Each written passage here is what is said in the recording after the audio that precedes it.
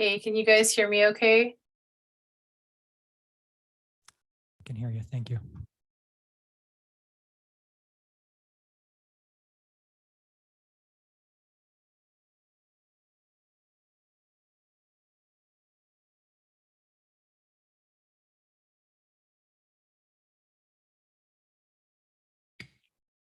Council will call the meeting order. For the record, it is June 6, 2023 at 4:31 PM. We'll begin this afternoon's work session with roll call attendance. Thank you, Mr. Mayor. Councilwoman Strader, Here. Councilman Overton. Here. Councilwoman Perot. Here. Councilman Cavanagh. Here. Councilman Borton. Mayor Simison. Here. First item up is adoption of the agenda. Mr. Mayor, Councilman Borton, we adopt the agenda as published. Second. have a motion and a second to adopt the agenda as published. Is there any discussion? If not, all in favor signify by saying aye. Hi. Opposed, nay. The ayes have it and the agenda is adopted. Next item up is the consent agenda. Mr. Mayor, Councilman Borton, there are no changes on it, so I move we approve the consent agenda as published for the mayor to sign and clerk to attest. Mr. Mayor, have a motion and a second and Councilwoman Schrader for discussion. thank you. I apologize. I was hoping we were going to remove the pathways item off of the consent agenda for discussion. Let me just check what item that is. 17. Yeah.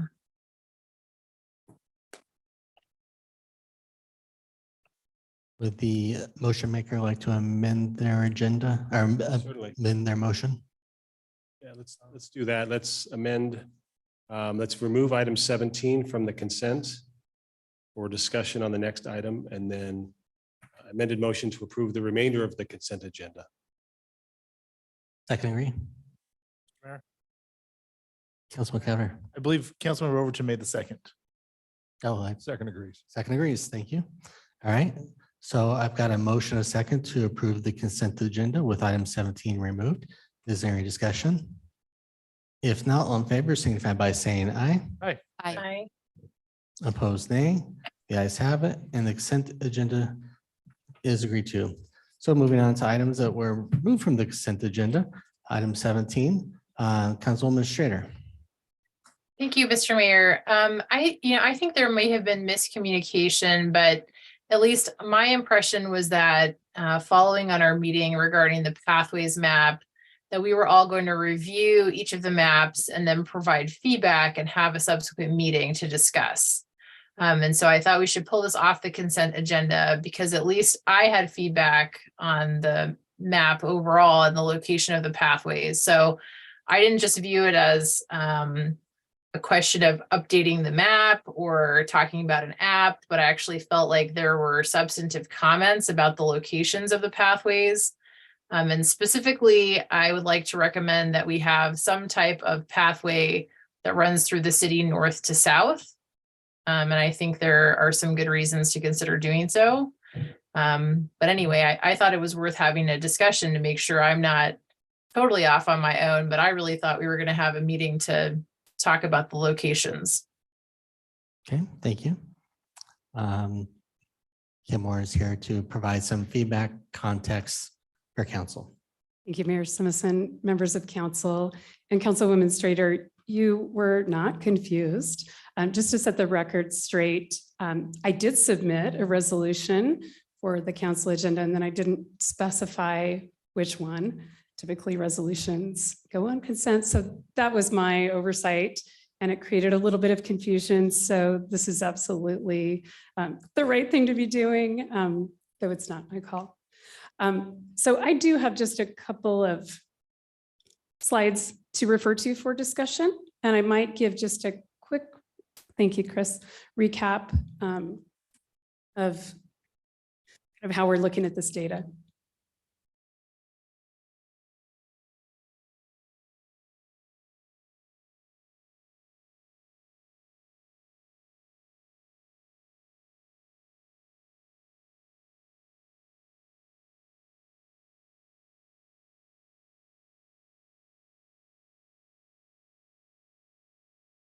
Oh, no problem. We did intend to come back. Thanks, Chris. So I did clarify. I would like to focus on a discussion of routes, as was mentioned earlier. And then some next steps, because there's a lot of pathway data. We presented a lot. We talked about a lot last time. So just a quick overview. I think we've been wanting to focus on routes. And this is more of an internal tool. We just want to, we've been keeping up and we want to make the official existing pathways current so that we can use it during plan review when projects come in. We have an official map against which we can reference projects and say, you know, this particular application, we would require that a pathway be conditioned for development. And it's a lot of data. That's sort of an example. It's ugly. There's tons of public works on there. We've got all data, but it's an internal tool. And so the routes and sort of the raw data for that is what we're looking to hopefully make current tonight after some discussion. And then we also talked last time about the Pathways web map, which would, I mean, it's all the same data set. We've got more of a raw version that we look at in GIS. And then we're thinking about a more clean way to present the information to the community. So if someone wants to plot some sort of a recreational outing or hopefully at some point a commute, then that's a useful tool for the public. That's a map on which we show existing facilities and a coming soon option like we talked about. And I have been working with GIS, met with them last week to convey some of the good suggestions that I heard from you. And we have another meeting scheduled, more of the park staff with GIS to look at a next draft of what that map will be. And again, just much simpler, something that might eventually plug into an app that was also mentioned. So at the pleasure of mayor or the council president, we'd be happy to come back with an update on that if you're interested. But for now, coming back to routes and Councilwoman Strader's comment, I did provide the map book, which is quite a document last time. It's a big city. It's a big area city, not a big population city necessarily. So this is the same information north and south, just in case we need a reference tool for discussion. And then at the end, I did throw in this diagram, as you can see kind of on the right of the slide, where this is the framework that since our master plan was adopted in 2007, we've kind of been working toward. The 5-mile pathway has been a priority, kind of cutting diagonal across the city. And the Meridian Loop, well, is as noted. And we've been looking at routes north and south. So that's kind of just something to keep in mind as what we've been keeping in mind when we choose these routes or update them. So I will go back to the maps and stand for any questions, and I hope some good discussion. Thanks. So Councilwoman Strader, at least from, I know that you're looking at baking in, recommending an addition to what is being considered today. And I guess I'm looking a little bit to the Parks Department is, are you wanting that level of dialogue on something that's really not on the map currently in this regards? Is that what you want to do to change where we are today? Or is that a separate conversation from your perspective? Mr. Mayor and council members, I think if it's broad stroke information, we are interested in hearing your comments. We're open to whether or not this is the best venue, but we would like to, I'm assuming since I haven't gotten a lot back via email in the interim, I hope there's commentary. I'm not anticipating a tremendous amount. So I'm open to either solution, but we'd like to hear what you have to say.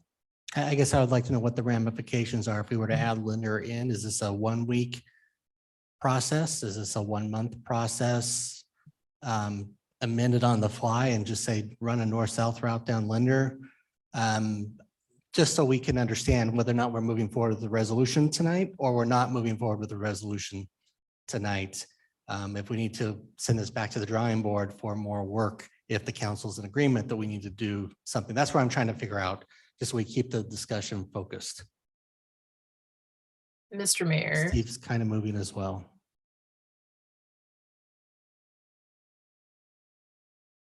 I'm coming to the side one to just maybe, I think there's a legal question for Mr. Neri, because I believe that we could adopt it by resolution tonight with specific changes. For example, if we wanted to add Linda Road to the rest of the proposed map as noted, or would we need to make the changes and come back with a new resolution? So, Mr. Mayor, members of the council, I mean, certainly you can do it either way. I mean, certainly you can get a final map and do that. That's probably the cleanest if you want to do that. But you certainly can approve a resolution with that in the record as to what else needs to be accomplished and added at a later date. And that's fine. We can acknowledge that on the map itself. We can acknowledge that in the document, adopt it on June 6th, final version, July 1st, whatever. So, I mean, you could do it either way.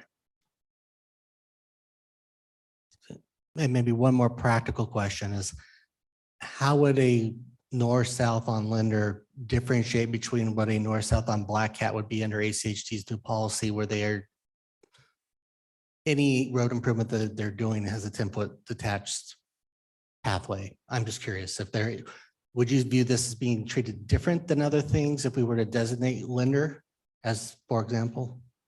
Mr. Mayor, council members, I know that a lot of Linder has been widened already.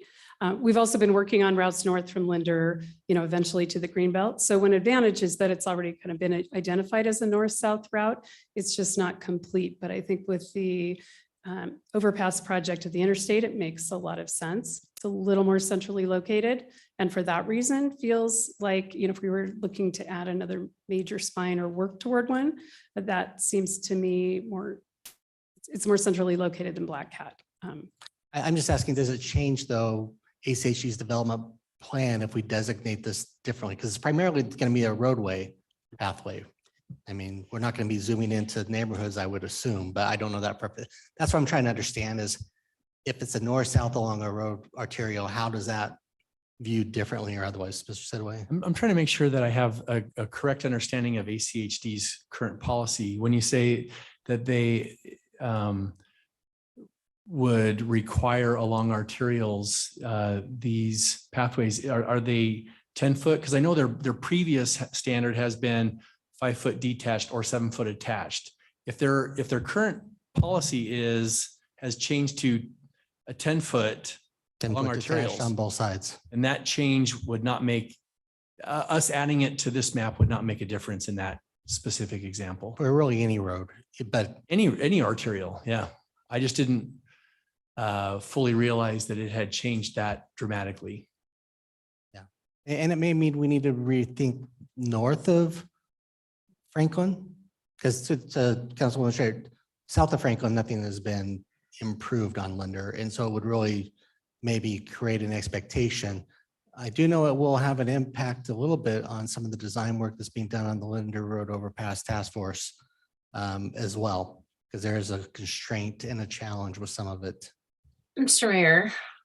Councilwoman Schrader.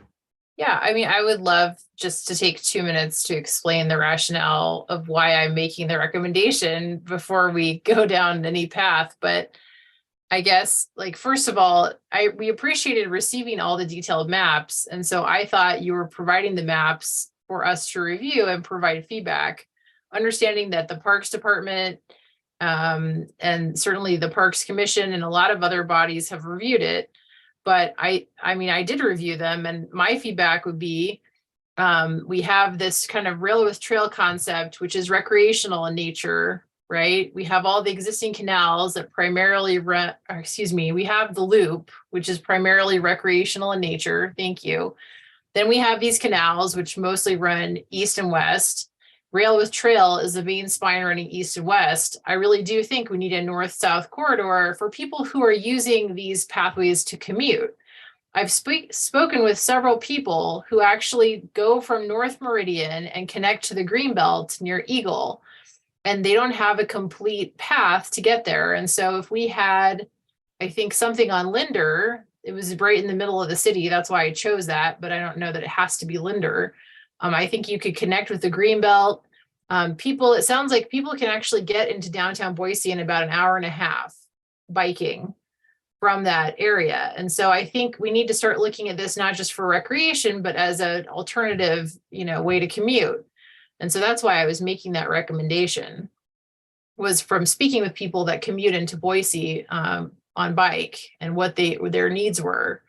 But it seemed like if we had a way to connect the city, if we had something going north to south, and I would suggest something more central than Black Cat, I think that would really help people get around almost everywhere. So that's why I made that suggestion. And just for the record, I wasn't suggesting Black Cat. I'm only suggesting how would Linder be different than Black Cat when it's built out if this was designated as a north-south route. That's really where I was trying to go with that comment. Mr. Mayor, Councilwoman Schrader. and that's why I thought was confused why this was on the consent agenda. I thought we were going to have like another meeting once all of council had reviewed the maps where we were going to share each person's feedback. But again, if I was confused about that, I apologize. It could just be that my wires got crossed.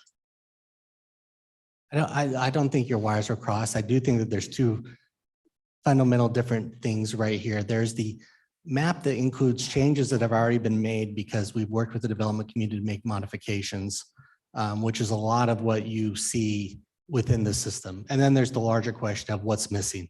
So I think that you have definitely hit on the question of, is this a missing piece that we need to address?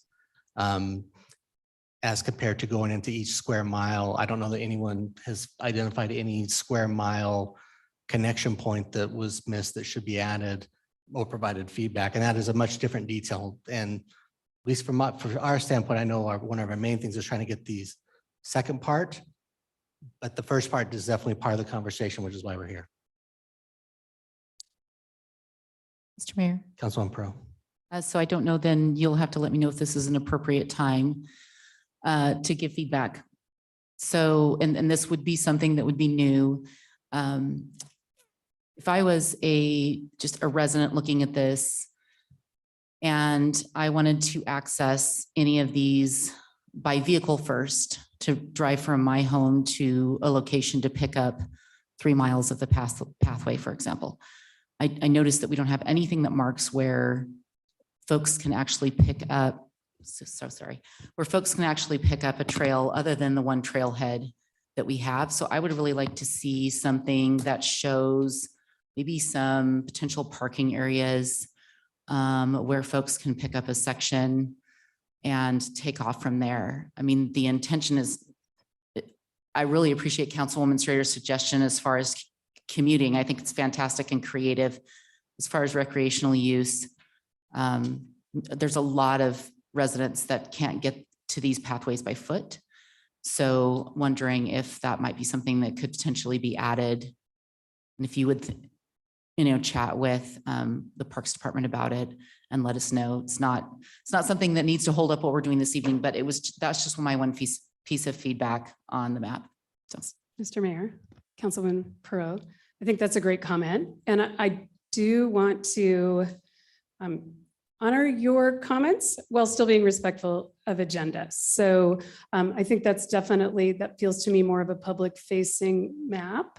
But I do think it's a really good point that just, ideas for where it can be accessed. If it's something that you need to drive to, sure, I noted that. And when we come back with the public facing map draft, if we're invited at some point, we can talk about that then, but we will definitely put it on the list of something to explore.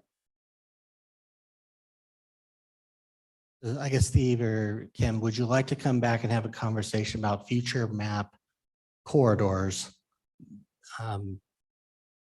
And maybe even a little bit of a presence, because I know we do have a connection plan to the Greenbelt and where you're hoping to make that connection long-term.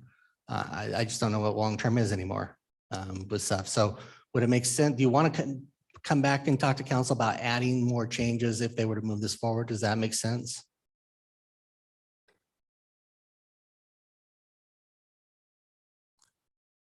I'm feeling like that would make the majority the most comfortable. I feel like we could move forward with the map as presented, but just to cut to the chase, why don't we just say, let's not act on the resolution tonight. let's have a conversation about additional corridors, especially in light of the ACHD policy, and let us come back. Okay. Then with that, do I have a motion? You don't need to vacate the item. Okay. All right, then don't need a motion. We will. Mayor, Councilman Board. sorry, just for the discussion to close the loop, is there a time frame that of when we're going to try and do this? I mean, it's a working project. It never ends, quite frankly, right? So understanding that we need to do an adoption, move the goalpost a little bit, and the work continues. I just don't want us to continue to refine in perpetuity and not actually adopt something. So is it a 30, 60-day thing, or are we way out? No, I think it's more like a 30-day thing. Kim, do you want to speak to what you see as the logical timeline? Mr. Mayor, Councilman Borton, Steve, I would like to clarify, when we come back, will it be a route focused discussion? Is that what we'll be looking at? Are you expecting the map in its entirety? The public facing map would look really different from the data focused map, because the data obviously has all the information on it. So what is your expectation for when we return? Is it a discussion of routes, almost like a workshop? Great question. Mr. Mayor, Mr. Mayor. Overton. just so I'm clear, before we kick this down the road for 30 days, Can you make sure you're, are we on? This map we're proposing tonight is developed not for the public, but for our development partners going forward. If all the development on Linder and Black Cat per ACHD's new rule is already going to be at a 10-foot sidewalk, why do we need to wait if that's already going to be in place with any new development per ACHD policy? We don't need to designate it. It's going to be done automatically by ACHD, and we could approve this for the development community now. When we do the public facing portion, what that map is and what we have standing now. And if there's a app for it, if there's some sort of a map that we can do on a mobile device, then that will most specifically designate what we have now, and we can continue to update it. But I'm not sure that I quite understand why we have to wait if ACHD's policy is they're already putting a 10-foot in. We'd be tagging along on their current policy. Mr. Mayor.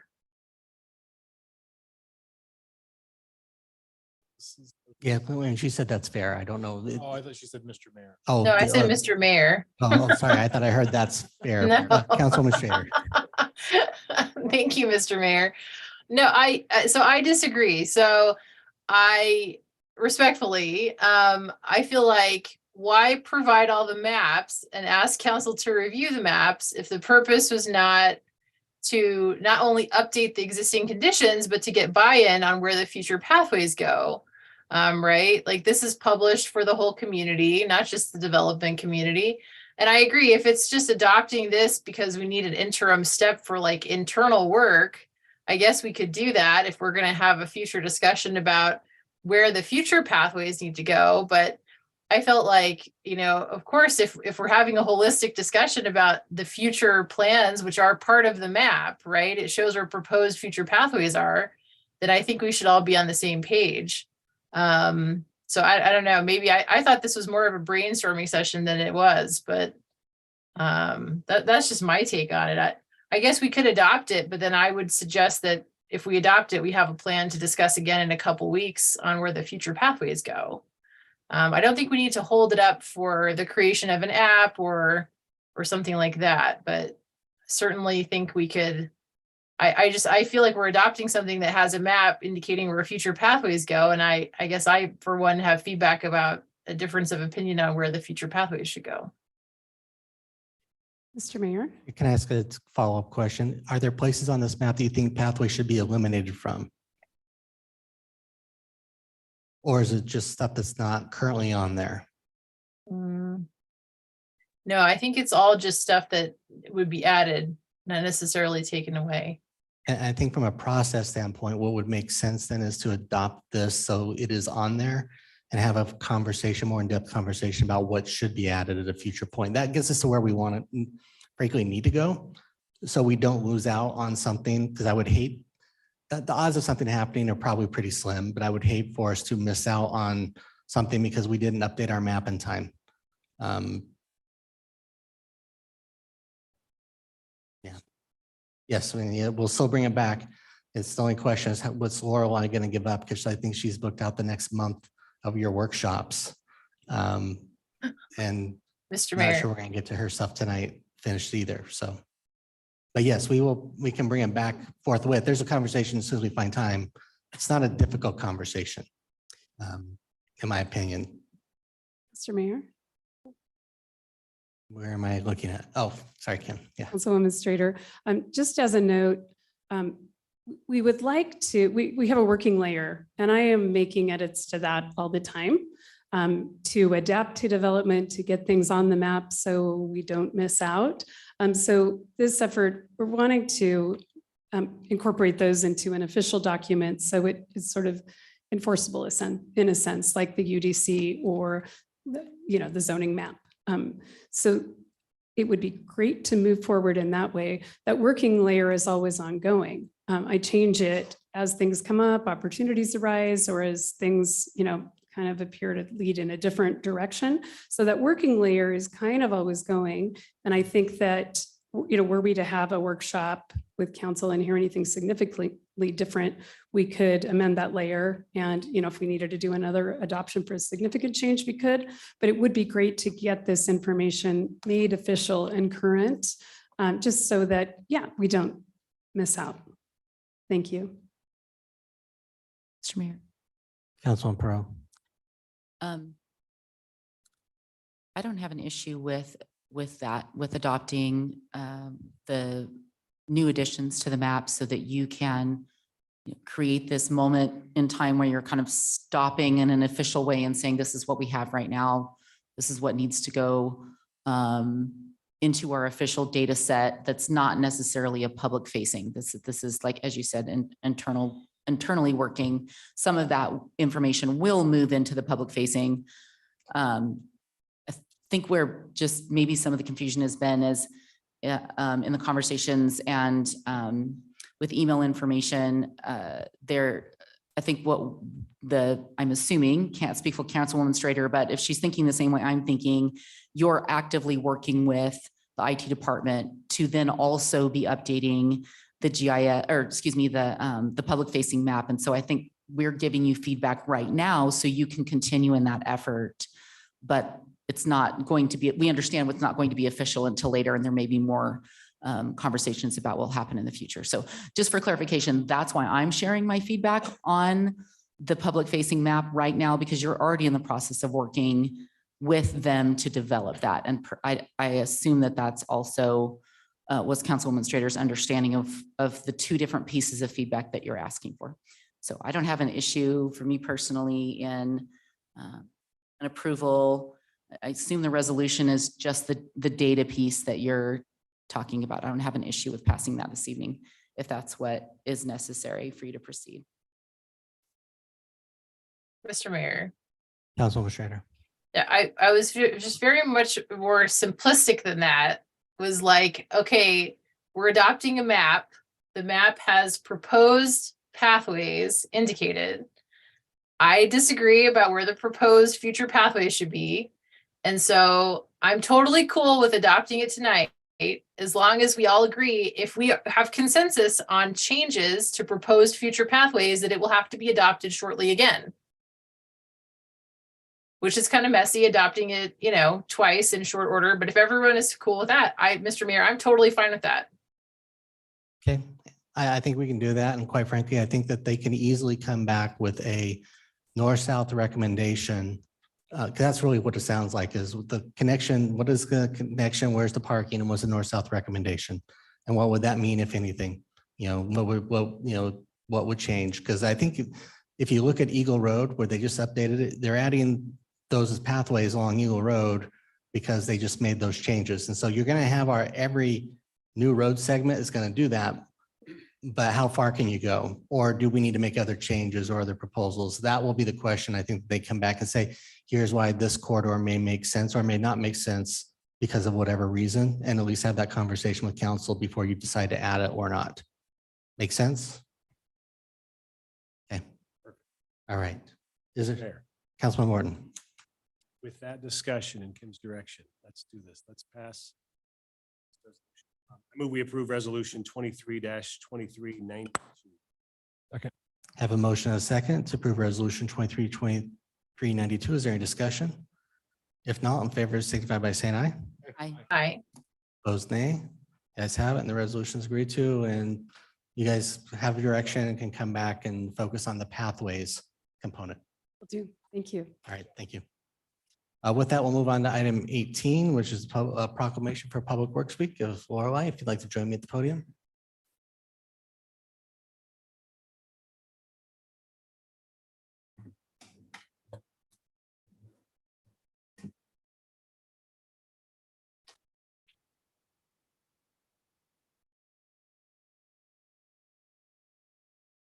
So council, it's that time of year again. It's Public Works Week. There we go.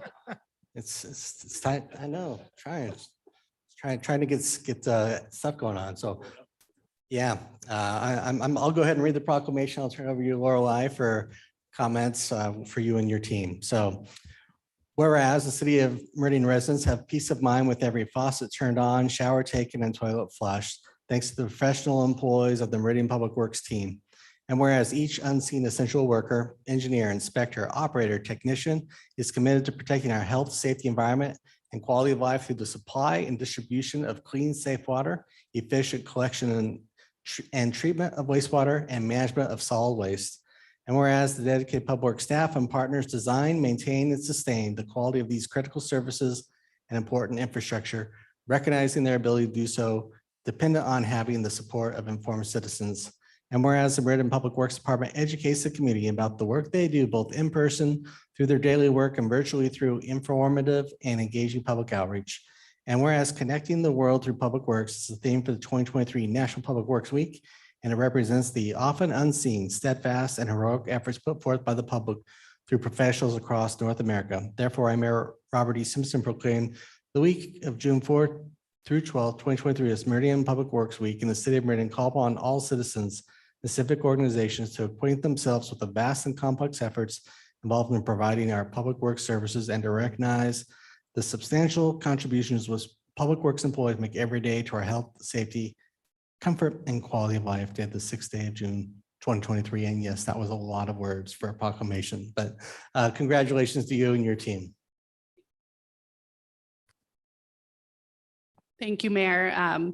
Really excited. We are, if you have an opportunity tomorrow from 4 to 7 p.m. out in front of City Hall, we're doing our Public Works Week Expo, which is a great opportunity for family, if you have kids, even adults. It's great. Our staff bring out all of their equipment and take a lot of pride in what they do. It's a really exciting opportunity. We're, different from police and fire where we don't get the daily showing of what we do, but it is something that every single resident of Meridian uses every single day. And so I really resonate with the heroes of the underground and often unseen, but a really important element to keeping the community safe and healthy. And so we're excited. Thank you for the proclamation, and we hope to see people out tomorrow.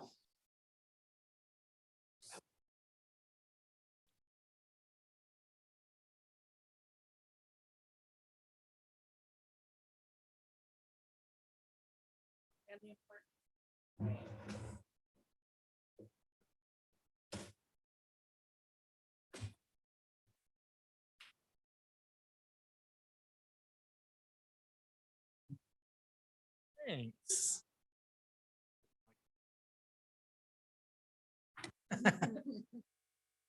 Hey, Mr. Mayor, while you're walking up, Lorelei, you're exactly right. That the expo and what's out in the city hall tomorrow is really cool.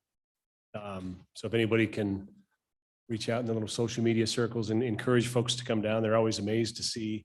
It's kind of a cool budgetary thing, I think, because you got some of the big expensive equipment out too, and cool to sort of see how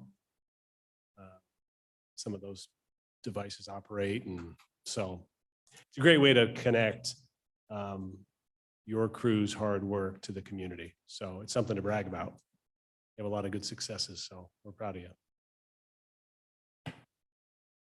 Thank you. So with that, we'll move on to item 19, which is Public Works for the history and future of reclaimed water presentation. All right, thank you, Mayor and Council. So a couple of things, we don't necessarily need official action on this tonight, but would be interested in your direction for the future of our reclaimed water program.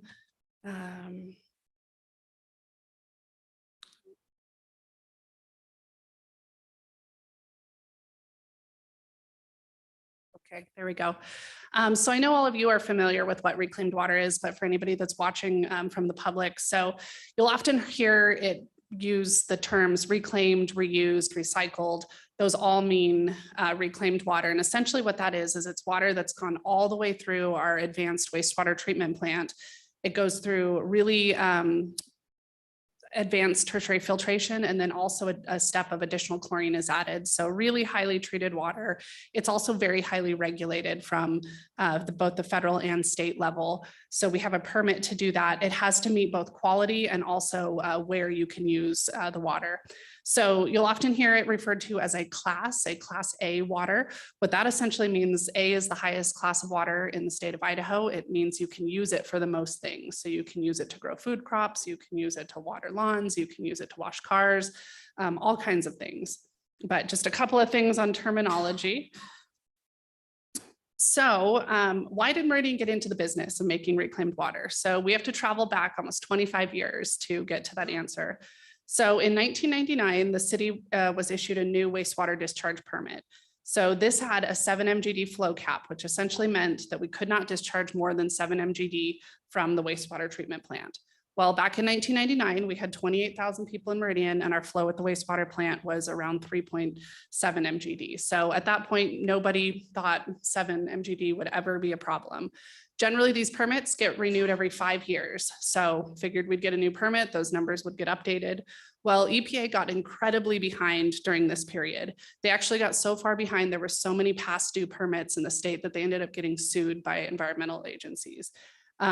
So we get to 2004, our permit is administratively extended, but that means it just continues on with all of the same limits in place. So not necessarily a big deal, but fast forward to 10 years down the road, we still don't have a new permit. So at that point, our population and our flow at the treatment plant had doubled. So we really had to come up with an option. So were a couple of options, right? We could do nothing. That really wasn't an option, because every single day that you violate at the treatment plant, you can get up to 50,000 per day per violation, fines, as well as jail time for your operators. So that really wasn't an option. The second was, why don't we ask for a new permit? So we really weren't in control of that timeline. The state had thousands of expired permits. There's also pros and cons with that. So we knew the flow cap could change, but with the new permit, we also knew that we were going to likely get other new limits. So another option would be a building moratorium. So stop growth in Meridian. I probably don't need to talk a lot about why that option was not chosen. It's not good for the city, for the residents. Or we could develop a reclaimed water program.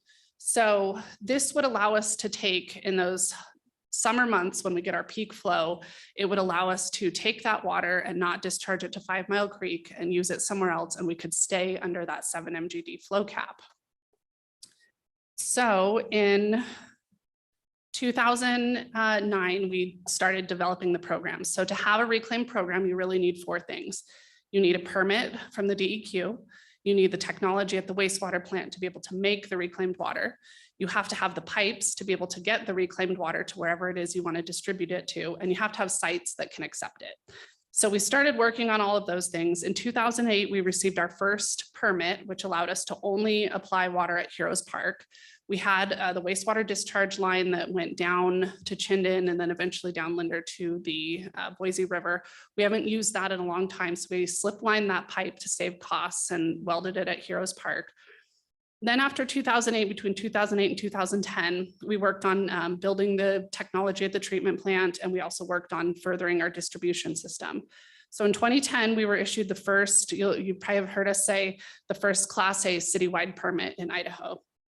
Well, we weren't the first Class A producer in Idaho. Other places have used it.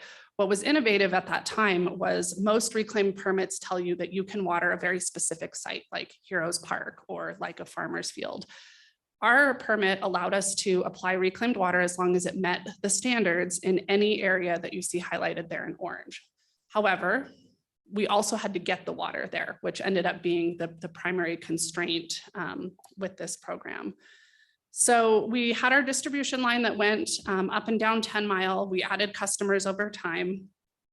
And really important, so fast forward to 2014, the city still is operating under its 1999 permit. So in 2014 is when the city first started capping and going over 7 MGD. So every single time that we would have been over 7 MGD from 2014 to 2017, we could have had a costly permit violation.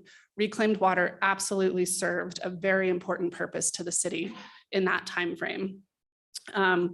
Growth still hasn't slowed down. We're now at the plant, we're over 9 MGD regularly. But something else happened in 2017. We finally received a new discharge permit. So our 1999 permit's gone, we're in 2017. Good and bad. So the flow cap was removed. So they generally don't put flow caps in permits anymore. The bad, well, I don't know if bad news, but the other news, as we suspected, we got really stringent ammonia and phosphorus limits, and they were also year-round limits. The reason that I'm talking about year-round limits, it's important. So reclaimed water is generally only a solution in the summertime when you have somewhere to apply that water. When you get limits that are year-round, you have to build the technology at the treatment plant to treat those in the winter as well. So reuse isn't necessarily serving you a regulatory benefit. So we received those limits in 2017. We had to comply with those by 2027. So we came to council in 2016, 2017 timeframe and said, so now that reuse isn't necessarily serving us a regulatory purpose, do you want us to keep doing reclaimed water? So there are some pros to that. At that point, we had invested about $5 million into the system. It does offset some potable water use. There is no cost to the users. And there's generally, I think, community support for this type of program. Potential downsides, this program costs us about $165,000 annually to produce the reclaimed water between electricity, chemical costs. We don't have a way to recover those costs. So we can't charge the customers for it. And you'll see in the graph below, the cost of reclaimed water is expensive to produce compared to other types of water. And then it no longer has that regulatory benefit. So should we continue to do it? The answer was yes, continue to reuse. We have the infrastructure in place. Let's keep doing it. But if something big changes, come back to us and let us know. So what does the program look like today? So we have 9 sites, 3 of those are city sites and 6 of those are private users. It's mostly used for landscaping today, but we have a couple of other, we do some toilet flushing at the wastewater plant and then also cooling water at our blowers, and a couple of sites can do car washing. So in 2022, we produced 50 million gallons of reuse. That may sound like a lot, but in the wastewater world, it's not. That's about 1.6% of all the flow that goes to the plant. We are also at full capacity. So the way our system works, it's batch-based. We have those 2 tanks. It takes us about 6 to 7 hours to produce a batch. So we can't add any more users unless we add more equipment at the plant. So we have all the users we can today. Another issue that's come up over the last several years is the issue of salinity. So once you remove all of the things out of the wastewater, there's still a salt component. This is primarily, so it meets all regulations, it's still safe, but it has had an impact on some of our larger sites as far as vegetation. So the parks department has struggled with it. Actually, the past several years, we haven't used reclaimed water at Heroes Park to try to give that landscaping a break from those salt levels. So that is what it looks like today, and that is what the program would continue to look like if we didn't add to it. So one other thing has changed. So I mentioned the 2017 permit had limits that we had to meet in 2027. So to do that, we're currently in design of some really big projects at the plant. So the big plant expansion, the plant remodel, and our tertiary filters will all help us get to those 2027 limits. As we started designing the tertiary filter project, the costs are high. This is advanced treatment. And so we started looking at ways to bring the cost down on these projects. And one of those ways, so there's kind of two ways you can bring costs down. You can install less membranes. So that picture is a membrane skid. Each one of those skids you pull out, you reduce capacity of the system. They're expensive, somewhere in the 1.5 to $2 million per skid. You can pull some of those out and you can add them back in when you need more capacity. Another way is to install flow equalization. So at the wastewater plant, we get big peaks of flow in the morning and in the evening. And so if you install a holding tank where you capture those high flows in the peaks of the day and you treat them at night when we get low flows, you can install fewer membrane skids. So there's a couple of options as far as equalization. So one is you just build a new equalization tank. That's a couple of $1 million to do that. One of the innovative ideas that came up was, or we could repurpose and remodel and reuse the reuse infrastructure. It's about $750,000 for us to do that. And so that would be a cost savings there. And then it also is a cost savings of about $165,000 that it costs us each year to produce reuse.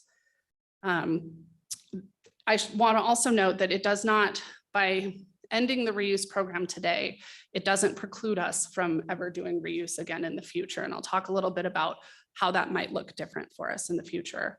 So what would drive reuse in the future if we were to end the program that we have today? Potentially getting some sort of summer limit. So you may have heard the city of Nampa is starting a reuse program that will take their flow completely out of Indian Creek in the summer because of a summertime temperature limit. The type of program to do that, though, has to be full flow, and you have to have the technology to take all of that flow out and somewhere to put it. So their plan is to put it into the Phyllis Canal. The city of Boise is also looking at reuse. They are planning up by the Micron area where the aquifer is different from where we're at, where there's actually space to add water back into the aquifer. And so they will be putting in even further advanced treatment, more than what we have, to make it to a quality where you could put it in the aquifer. So these are things that Meridian absolutely could do in the future, should there be drivers that would make those projects make sense for us, like it is for the other two cities around us. This is just a map to show you.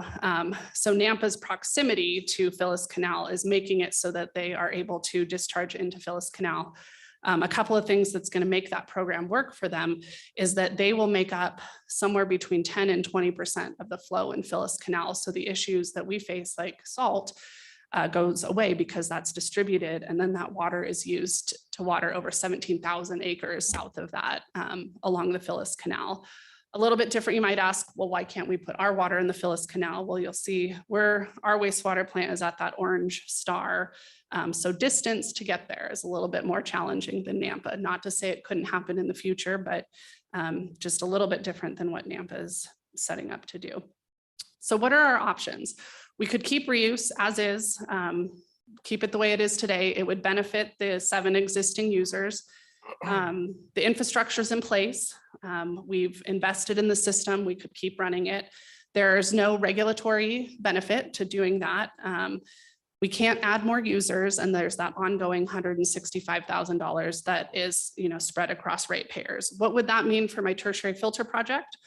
We can definitely mitigate that by adding in more skids and adding in a new equalization tank down the road, continue the program as is, and then we'd have to do a permit modification because we're putting in different filters, but also not insurmountable. We can definitely do that. Or we could reuse the infrastructure. That would stop reclaimed water production for now. Our existing users would need to connect to potable or surface water. However, we would continue production through summer of 2024. So this wouldn't be we go back to the plant and shut it down tomorrow. We have over, almost a year and a half to work through these connections, work through communication with the customers, and then work through permit termination with DEQ. It would simplify our operations at the plant and would bring back regulatory benefit, right? This is going to be used for tertiary or to benefit the tertiary filter project, which saves us on compliance. It also would lower and delay additional project costs, right? So the additional cost today and then the ongoing operational costs. So what is our recommendation? Our recommendation is to pursue reusing the reuse infrastructure. So again, we think the cost savings and the operational simplicity, along with getting regulatory benefit back from this infrastructure. It would end our current program, which would definitely, have impact to the existing users, but it does not end future potential for reuse. It would just have require us to do additional infrastructure in the future when that made sense for the city. So with that, that is the information that I have. I know it's not necessarily an easy decision to end a program that's been in place for the last 15 years, but things have changed. Technology's changed, regulations have changed, the need has changed. We've learned a lot over 15 years. We would do the program different going forward. If that's, if the desire is to expand, we'd have to do different things. So with that, I would stand for any questions and would be seeking your input and feedback. Thank you. Council questions. Mr. Mayor, Councilman Borton. I had a chance to review this and the recommendations in advance. I appreciate the explanation for it. And one of the things in particular I appreciate is sometimes we get stuck doing something and not having the vision to reassess and determine if it still makes sense and to pivot if necessary. And this may be one that seems to be appropriate to pivot. The explanations that you provided make sense to me. One question that I had, and if you said it, I missed it, but on the cost savings, is it a capital cost or are there some labor costs of allocation of, limited resources with individuals covering all that you do? So is it a little bit of both? Mayor, Councilman Borton, it is both. So it does eliminate, ongoing operational costs, power, electricity. It does save us labor costs. So we have costs both at the treatment plant for staff to produce. We have to test this water daily. We also have costs related to the distribution system operations and backflow testing. And so all of that would go away and we could, reuse those labor hours, right, for the system growing in other areas.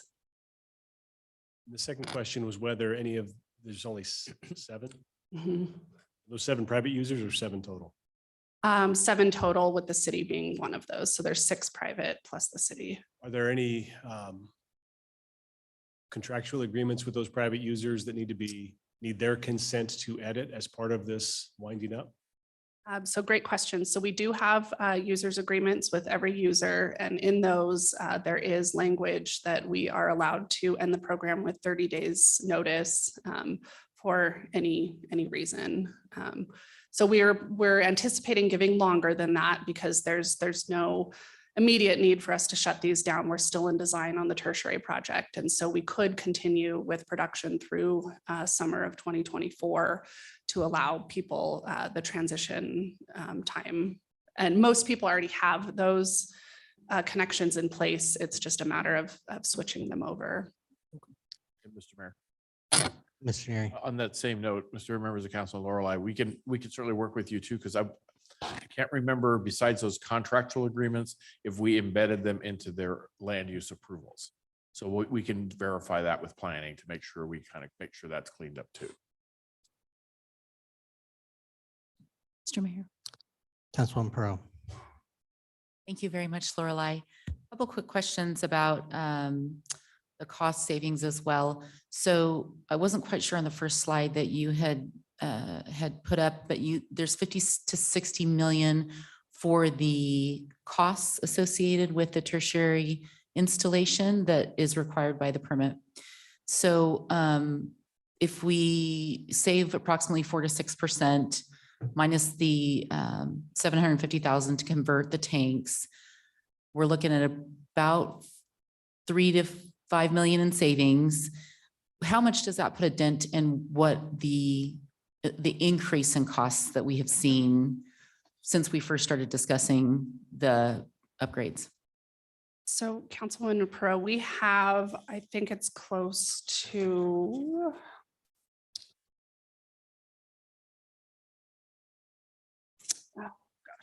we have currently planned a little over 48 million in the CFP for the tertiary filter project. So we're looking to shave, anywhere we can. We've done other cost savings things that I didn't bring up in this, such as changing the building type from brick to metal.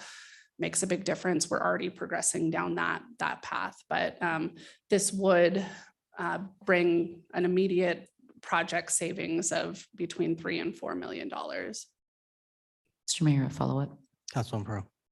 So we could currently be approximately 12 million below where we would need to be to complete it because of cost increases. Yes. Okay, so this would be 40 to 50% potentially. Okay, thank you. Mr. Mayor. Councilwoman Schrader. Couple questions. My first question is, if we remove the permit, can we get the permit back if we wanted to do something else? That's my first question. My second question is kind of a bigger scale question, which is just, right, like water is our most precious resource. We're blessed with our geological location and being in the middle of an aquifer that's very deep. Unfortunately, though, in the future, not just in the next 5 years, but in the next like 80 years, we don't know what will happen depending on the number of people who move here and how much that aquifer gets used. We're not replenishing the aquifer the same way that we were with irrigation because of all the development. So I guess a bigger question is, what would an actual, reuse program look like? Are any of our other cities around here trying to look at that? And just broad strokes of what's involved, because this seems like a feel-good thing that we're doing, but it's so limited in scope that I think it's not actually, trying to drive toward a solution to that long-term aquifer issue. Councilwoman Strader, good question. So first, if we remove the permit, could we get it back in the future? Yes, we would have to reapply because, our technology, whatever we were installing, would look different. But I think DEQ is absolutely supportive of reuse permits, and I see no constraint in the future to do that. Part of the permit application process would be describing what you're planning to do with that water. We did, as Public Works, looked at what it would take and where we would have to go to be able to do aquifer recharge, just as a conceptual thing. And because of Meridian's topography, you have to actually get up and over kind of the bench at the interchange and go out towards CUNA before you actually hit sites that you could, there's enough space in the aquifer where you could put that water in. So when we looked at it, it's definitely possible, but it does cost a lot of money to pump that many millions of gallons that far of a distance. That's part of why like City of Boise is doing their site-specific reuse ideas out in those areas where it makes more sense, where you don't have those pumping and distribution costs to get the water to the spot in the aquifer where it could be reused. You do also have to install more advanced technology to make sure that you're taking out anything that's of concern before you put it back in the aquifer. But we would definitely, if you want to make, the impact on water in the Treasure Valley, it's all scale and scope. One good example is that I believe it's the flow in New York Canal in 6 days is the same amount of water that Meridian uses in an entire year.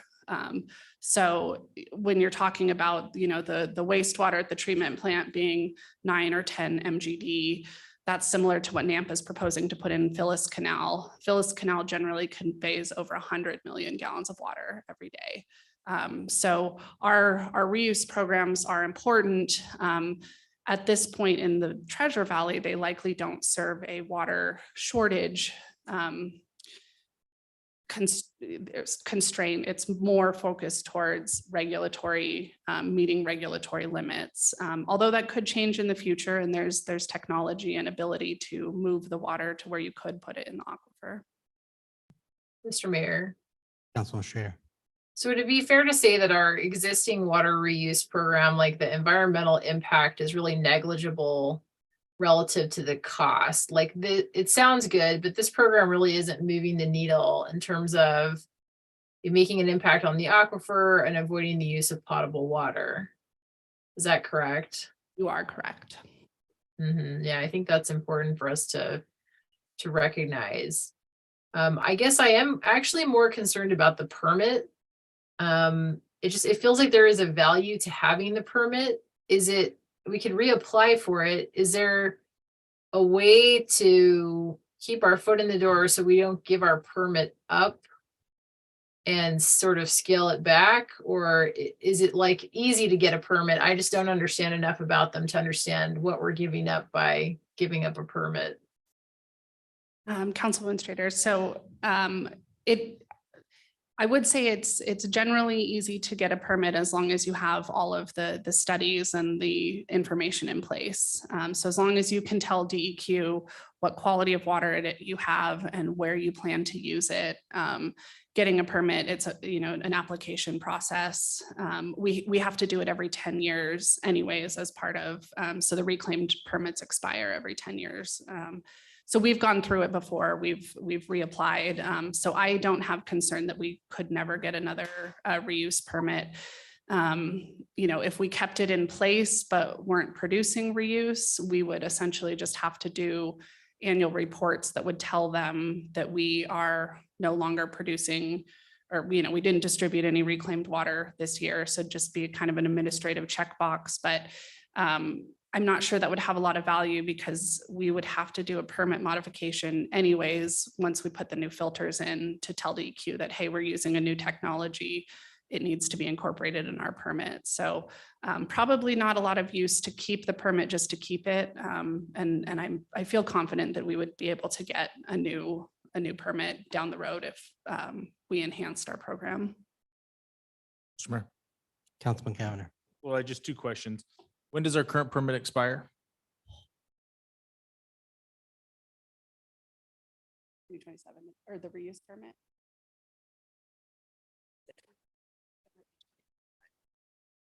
I think it might be 2025. Okay. And then, Mr. Mayor, one additional.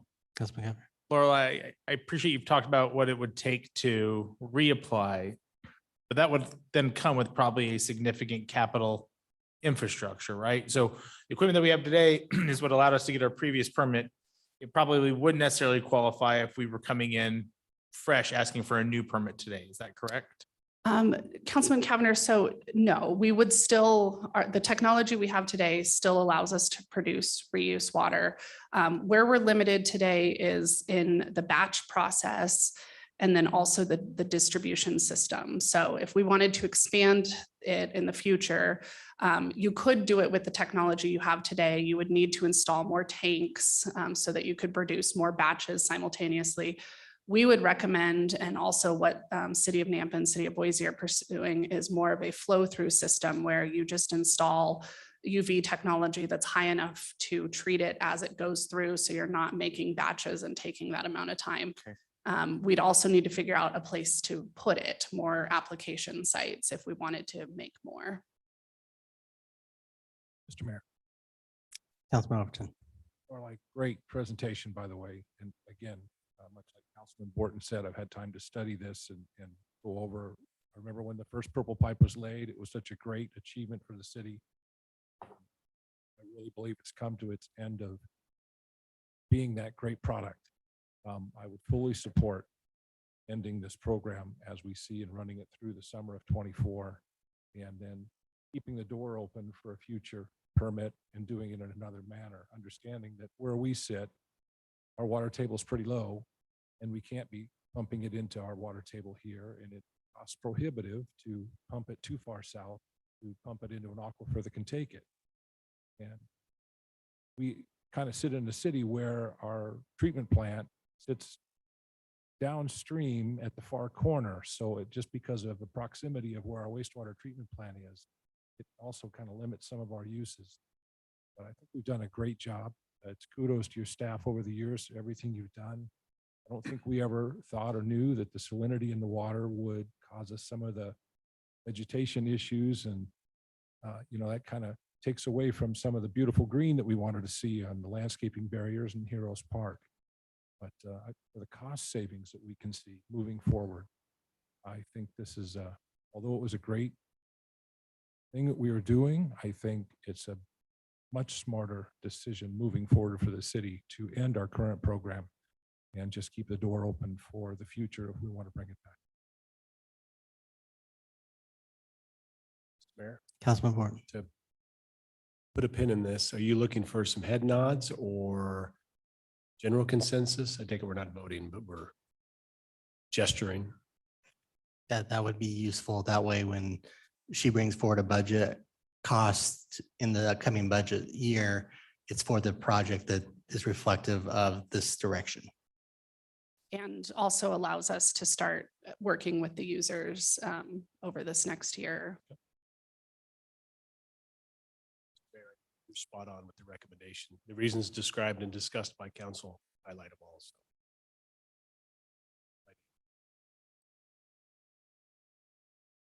Mr. Mayor. Councilman Strader. Yeah, I at least would like to see some work done around more of a long-term, what does a larger scale reuse program sort of look like?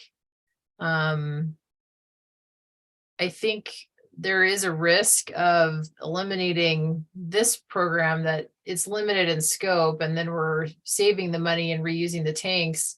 But if we wanted to leverage the infrastructure for something else, it's not going to be there. So I'm okay with, talking about eliminating this, but I want to have some discussions of what we would replace it with in the future.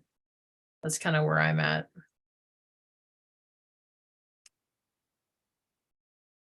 Councilman Cavanagh, anything to add?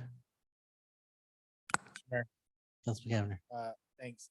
I'm reluctant to move forward with eliminating the program. There's an opportunity cost that we've already got built into a program, and to sunset that, then to begin it again, I think could be really, really challenging. The cost to continue to operate it is so low to our ratepayers that they would not see a savings in their water bill as a result of this. And so do see some benefit as a good user of our most precious resource program, recognizing it's maxed out. I think when the permit expires, to me, is maybe a stone. So if it is 25, I think maybe to Councilmember Strader's comments, giving us a little bit more time to process what the future of a program could look like in Meridian, a little less hypothetical, a little more actual, would give me greater comfort.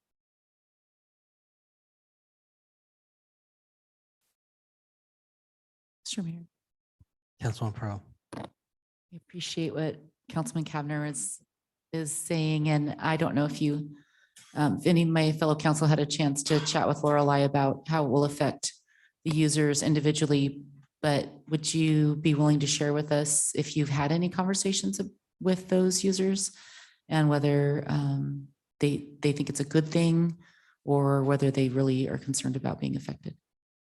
Councilman Pro, that's a good question. So we haven't had official conversations with them because we're waiting for direction from you guys. But, over the years, we've had conversations with some of the users, and there's definitely pros and cons to reuse, right? The pros is they're not paying for potable water. Some of them have access to surface water. And so the switch over to that would be very low cost, very easy for them to do. The ones that have to switch over to potable water, they then start having that cost. Although some of them would prefer that. So there are some challenges with, because of the water quality, using it on landscaping, there's been challenges. Also having to maintain the signage and additional backflow and metering devices has been a challenge in some locations. And then we have not started yet, but we have plans to use it in a large automated car wash. And so not quite knowing, would it have any impact on that infrastructure? But there is plans to hook that in. It hasn't been connected yet, but. And I would say from my conversation with Lorelei, she can slap me if I'm wrong, but in a nutshell, if you want to make reclaimed water a bigger user in Meridian, you have to end the program now. I mean, for all intents and purposes, you can't produce enough in our current system, our current setup, and they wouldn't recommend using the technology we currently have to expand the program. So from a practical standpoint, if you want to go bigger, get out now, let us move forward in a different direction. And if there's a desire by council in the future to invest the funds, which is what you're going to have to do, a new technology and a greater distribution system, then that will be the conversation. And the question will be at that point in time, what is the ROI from your perspective? Is it because it's the use of the water? Is it because we can provide something to more people in a different way that has value? But like I said, we're capped in our current thing, and they wouldn't recommend expanding it using our current technology to begin with. Just doesn't make sense. It kills fish, among other things. Sorry. Not to make that on there, but we quit using it because it doesn't have the same use that you thought we would have it. And it very much did serve a really important purpose to the city from 2014 to 2017. It was critical. That's changed.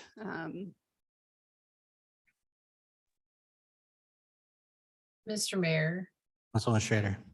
So it's sort of hard. I mean, it's, I hear you, right? But it's like sort of hard to, move forward without knowing what that could look like. Like, is that a goal for the city? Even just broad strokes of like, what is a scaled, large scale reuse program look like? I guess I'm confused about why we have to eliminate this now to not foreclose the potential of doing a large scale reuse program in the future. Like what barrier are we creating by keeping it now? And just taking maybe 6 months for Public Works to study this and then come up with a recommendation of what a future scaled reuse program would look like. And the cost, I have no idea. I mean, it's a completely huge topic. So ending, if we choose to keep reuse, the biggest thing is I have to move forward with the tertiary filter design. And so if we decide to keep the program, I don't have, 6 months of time to tell them pause, wait and see. And so we would move forward with those other just capital expenses to keep reuse in place. And so I think what we lose out on is that we lose out on that opportunity to reuse those tanks as part of the project today, because we're going to move forward with other options. And then, down the road, if we want to expand reuse, or even if we wanted to expand reuse today to what the mayor was getting at, we would have to invest probably close to $2 to $3, maybe $4 million to expand the system. Even with our current setup today. So it is going to take capital cost to do anything other than just leave it as is. And then the question is, if you leave it as is, do you lose out on the opportunity to reuse that infrastructure for something else today? Mr. Mayor. Councilwoman Schrader. Okay, I'm following. So let me just ask a question. Can you say definitively today that a future reuse program would not use tanks? Is the use of a tank not part of any type of future go forward reuse that's like up to standard?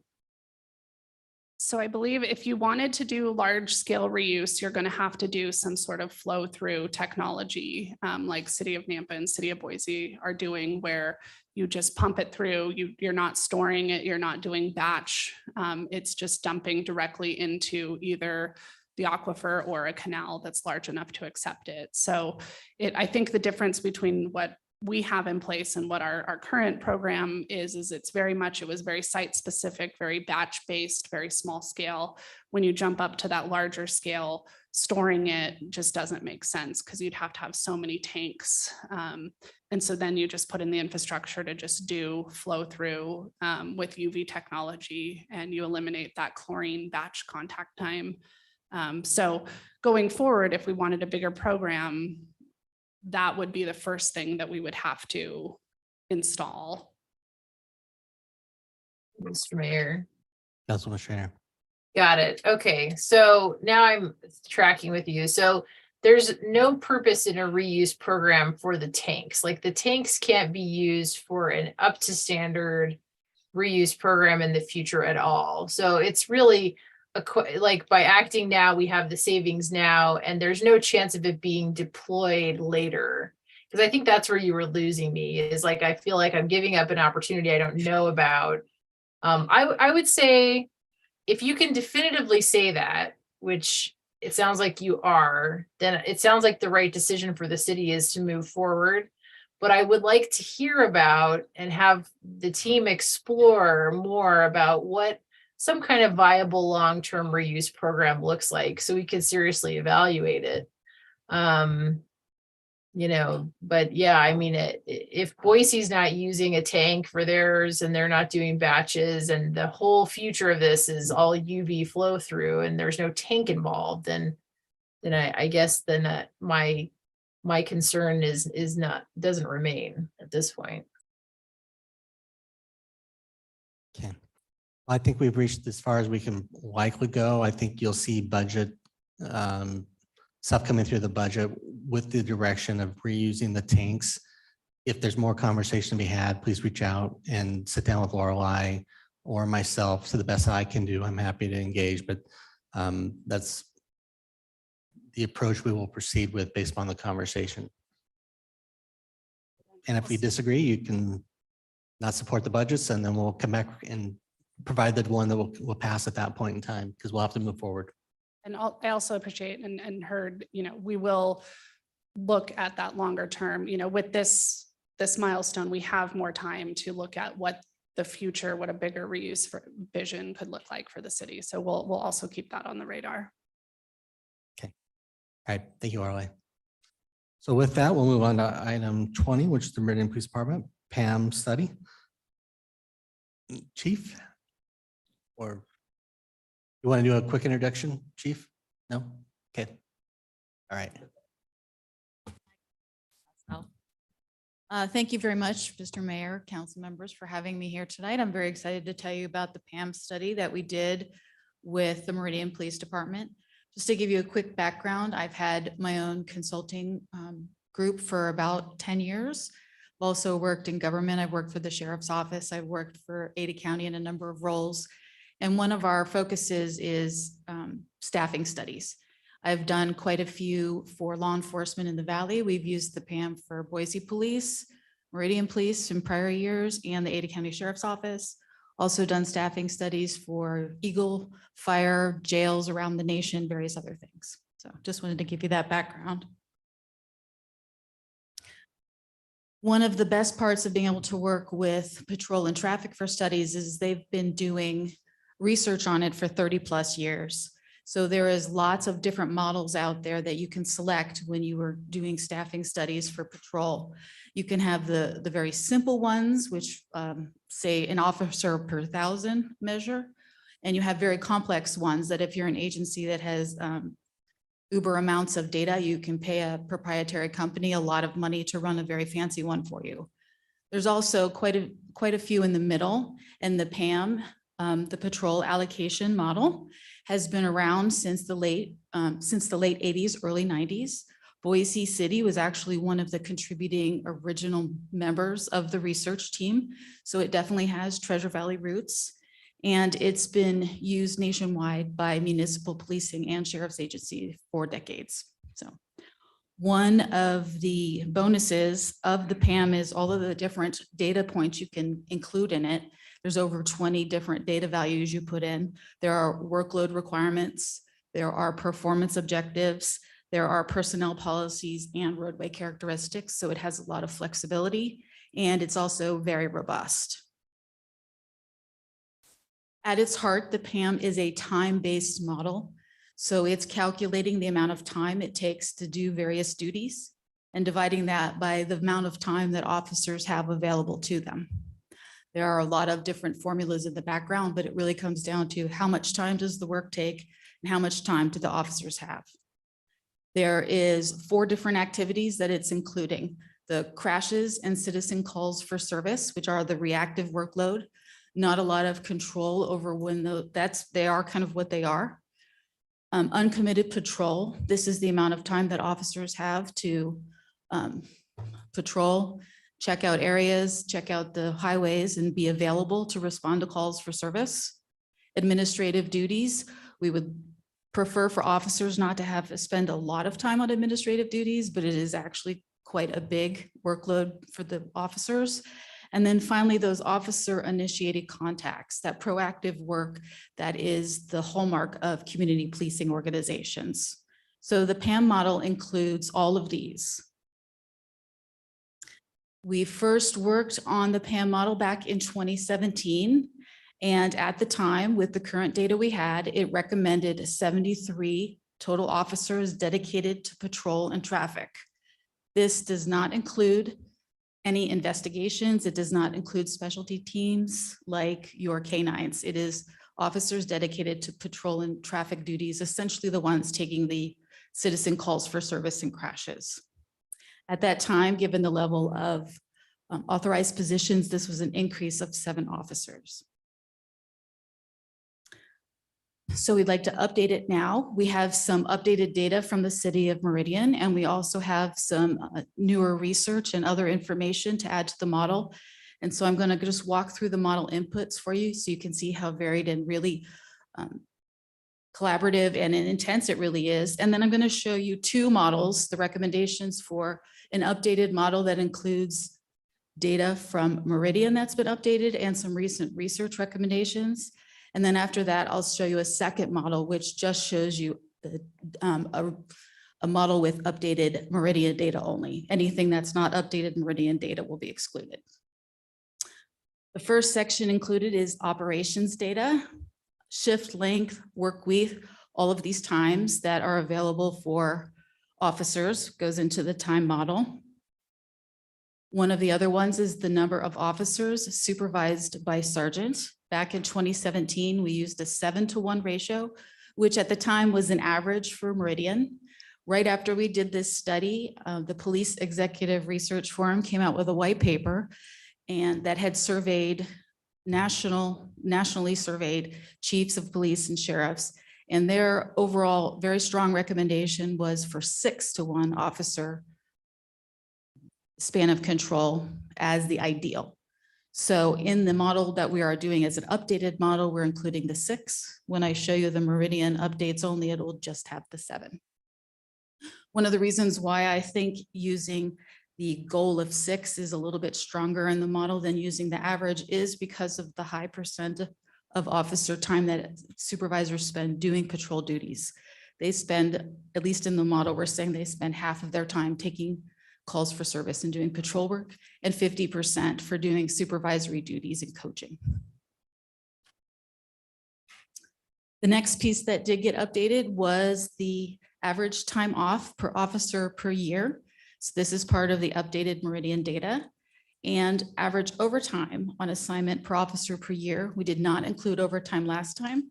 We did include it this time because it's really consistent for the city, and an expectation of officers not working overtime is sort of unusual, but we could absolutely take it out and have the expectation of no overtime to see how many officers we would need. Let me just give you a quick update on this officer time off update. So it is based on a net annual work hours, which is directly from the time management data from the city was provided. The contracted hours for officers is 2080 a year. They work 10-hour weeks, 40 hours a week, 52 weeks a year. According to their time records, on average per officer per year, they work 1,770 hours. They are on paid time off for 310, And then they work an additional 200 hours of overtime. So this 310 is a bump up from the previous model. You can see here, this is just the total average time off for each of the patrol and traffic officers for this period. You can see it kind of rising up until 2020, and then it's starting to flatten out, but it's definitely staying higher. And there's two primary contributing factors to that. Number one, in October 2019, Meridian introduced 2 new employee benefits, an increase in vacation accruals, and a parental leave policy. So these start to have impacts about 2022.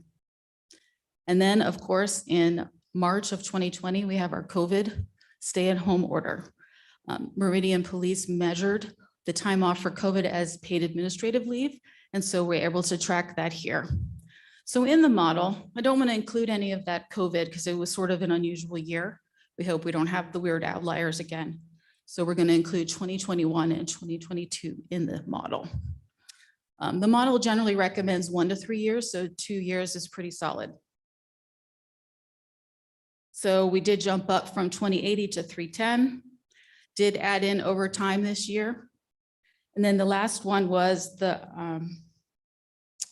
average on-duty time spent on non-patrol duties per officer per year. This is essentially training, time in court. It's not administrative duties. And in 2017, we used an average of 10 hours per officer per month, and then another 40 hours to meet post requirements. It was just an estimate. We don't have great time records of when training is. That's pretty hard to track on a daily basis. This year we used the same, and then we added in the court data. After the last study in 2017, Meridian started tracking data a little bit differently, and their court data that's tracked by their officers is now super consistent when it was not before. And so they do have about 40 hours per year that they spend in court. And if they're in court or if they're in training, that means they're not available in the field to answer calls for service. So in 2023, these are the recommendations for an updated model, and then I'll show you a different one. The other data that's included in it is roadway data. As you can imagine, for traffic and patrol, this is a huge time element to any of their work. It includes miles of roadway, performance objectives, and uncommitted patrol speed. The miles of roadway by type was taken from the Meridian reports that you guys provide. What are they called? I should know that by heart. Yes, the existing conditions report. Back in 2017, the most recent data was for 2014. Pretty happy that this year we have the data is only a little bit old from 2022. You can see that the arterials jumped up 12%, which is quite significant, but not quite as big as those local roads jumping up 25%, which is not a big surprise with all of the development in Meridian. We kept the patrol interval objectives the same. This is a performance choice determined by police command. And the essential goal for the arterials is to have an officer hit it 5 times per shift. That means they're going to pass a fixed point every 2 hours. You can kind of think of that as if you have a stranded motorist on a highway, they're going to have to wait a maximum of 2 hours for an officer to come if they were just waiting. For collectors, 2 times per week, so every 84 hours. And then local roads 1 time a week or 168 hours. So if I stepped outside my house in Meridian, I would see an officer once a week.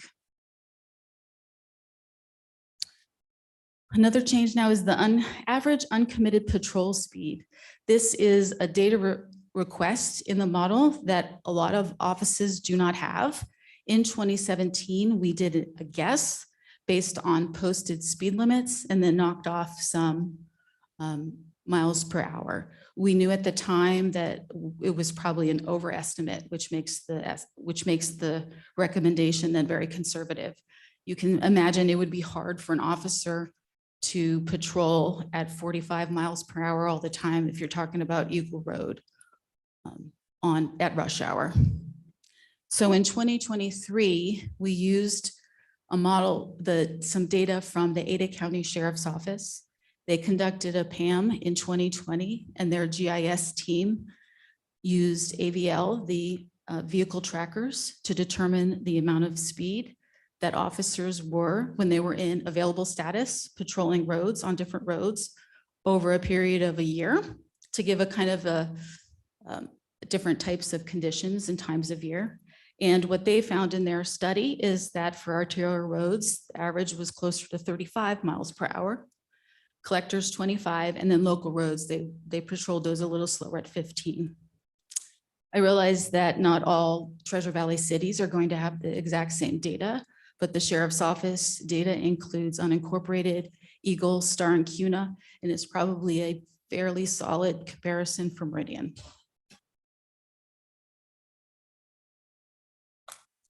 The next and final piece is the workload data. This is sort of the big piece of the model. This is the crashes and the citizen-initiated calls for service. What's included in the model is how many there are, how long the officers spend on them, the amount of time they take writing a report, the percent that are priority 2 or higher, which means that an officer cannot be taken off to respond to another call. You can see that the crashes increased 28% in the 5 years and 41% for citizen-initiated calls for service. That's quite a significant jump. Oop.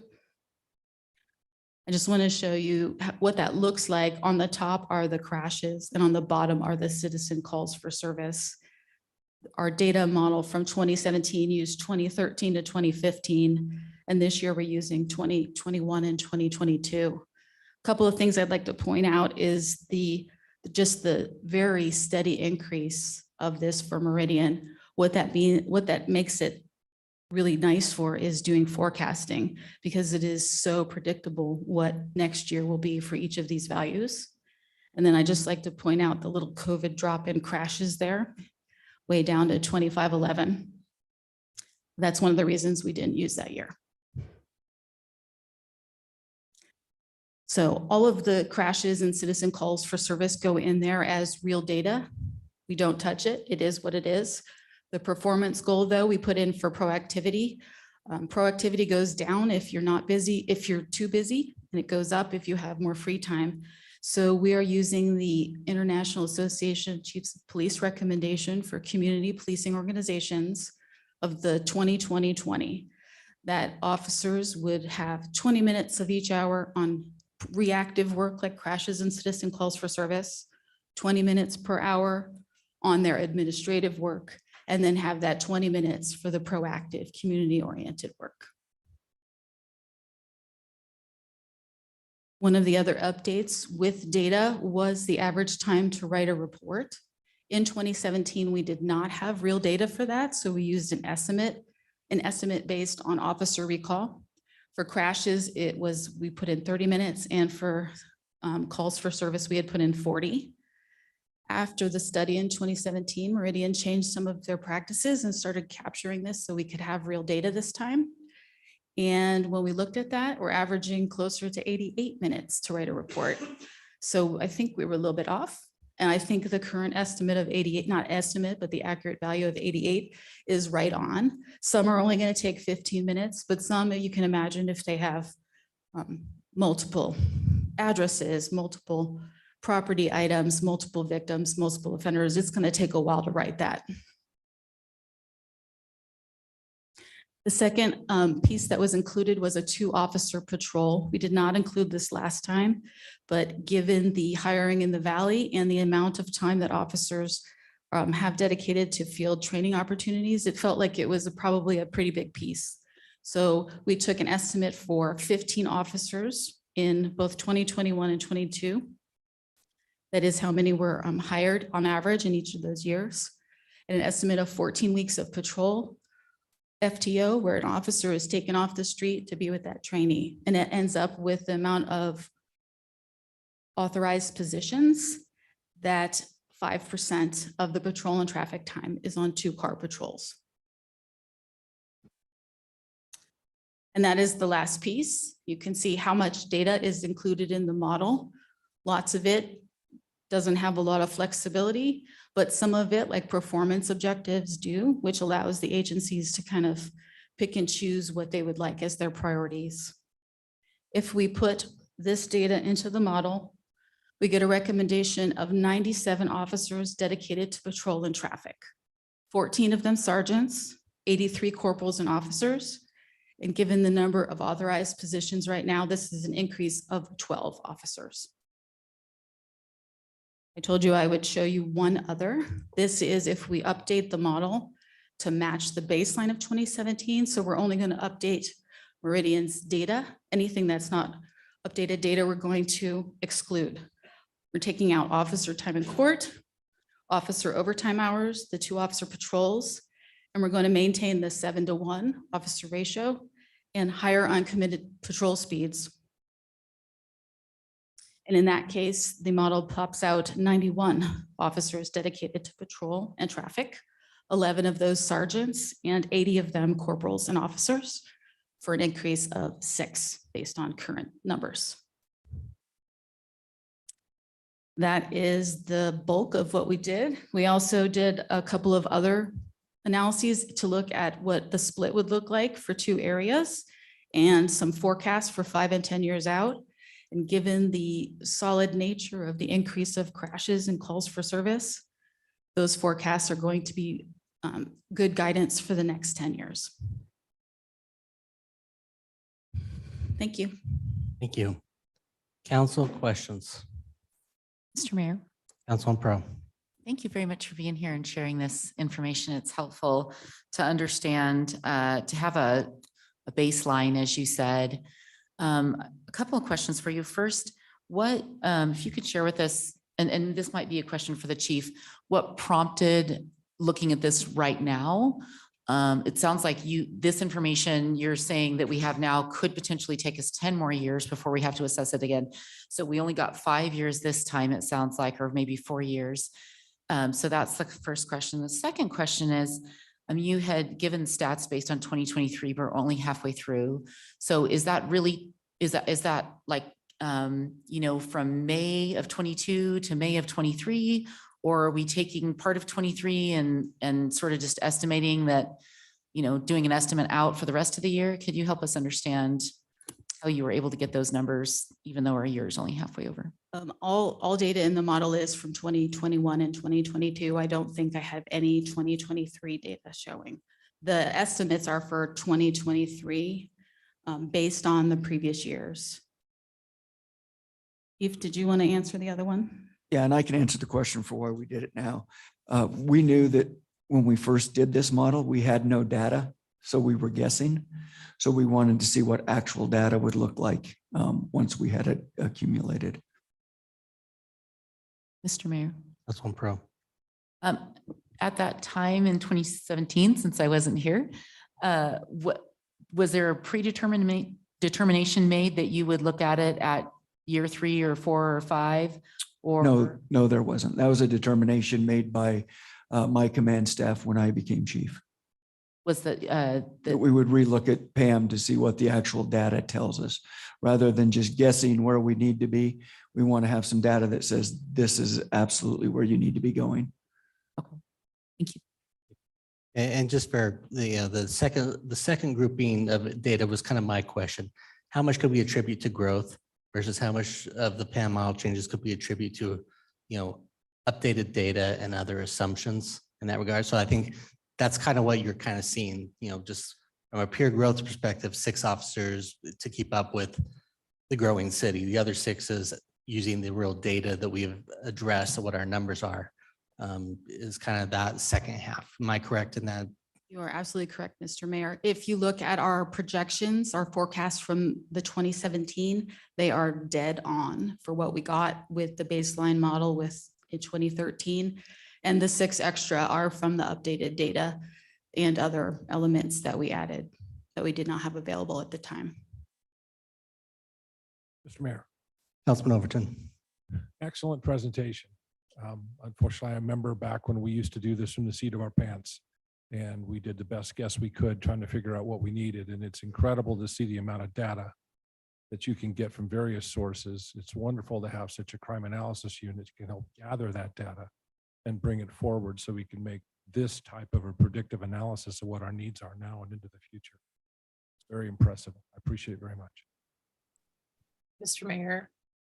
Councilwoman Strader. Thank you also for the report and the recommendations. The one thing that popped out to me was just the amount of time spent writing reports. I'm concerned that it pretty much doubled if I was looking at that chart correctly. So just understanding what's driving that, and it sounds like you took that out in terms of how it drives a recommendation, if I'm following the logic, but I just want to make sure that we're keeping an eye on that. It's a pretty significant change from 40 minutes to an average of like 88 minutes.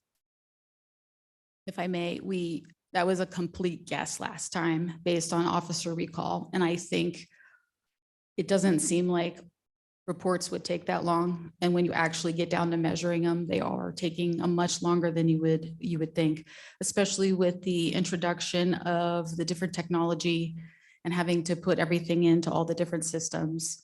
Chief, did you have something to add to that? Yeah, the other thing I would point out is what you will find is, especially when you look at swing shift units and some of those other units, they will hold on to reports because they're answering the calls for the service during the busiest time.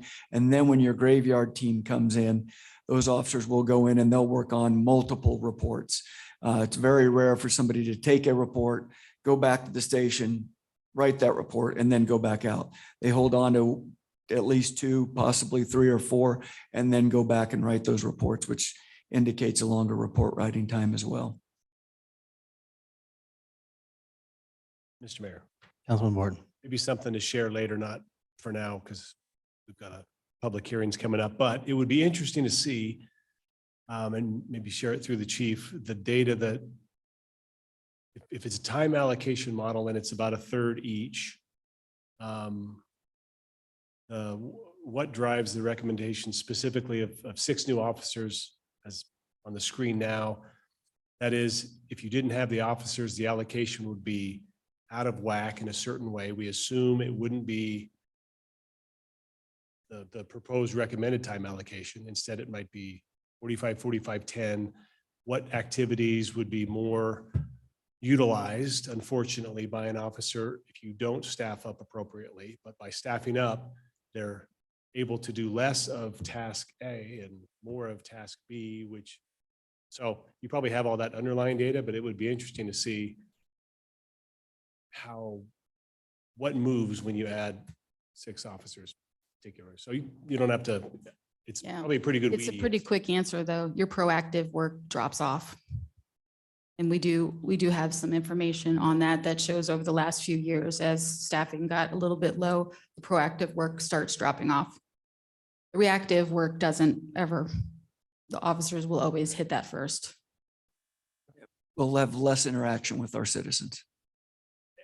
Mr. Mayor, that was the whole point of the premise of the PAM model was that added benefit to provide focus on the proactive, getting into the communities, getting into the neighborhoods, and making sure we recognize the commitment of that proactive value. So I think seeing the delta of when you don't do it, how much it pulls you away from that goal is a helpful reminder of how important it is to stay tethered to some metrics like this. Good. All right, council. If you have any other questions, I'm sure the chief will be happy to take one-on-ones, emails, et cetera, but this is somewhat reflected in the current budget. Obviously, at least part of it, and that's based upon conversations with the chief on what he thought we could actually attain in this next budget year towards working up to this number. Okay, thank you very much. Council, we've been in the end of our work session. We do have an executive session. We just not need to make a motion and just go into adjournment. Mr. Neary? Do we just need to go into an adjournment? Okay. It's already on the other agenda Right. as well. Does I have a motion to adjourn? Mr. Mayor, move we adjourn. Motion adjourn. All in favor, signify by saying aye. Aye. Opposed, nay. The ayes have it. We are adjourned. We need 2 minutes, or are people ready to go into the next meeting? looking. All right, let's take 5 minutes. Pastor Vinny, is the 5 minutes okay? We're not, okay, no. We'll take a 5-minute break and we'll start up at 6:20.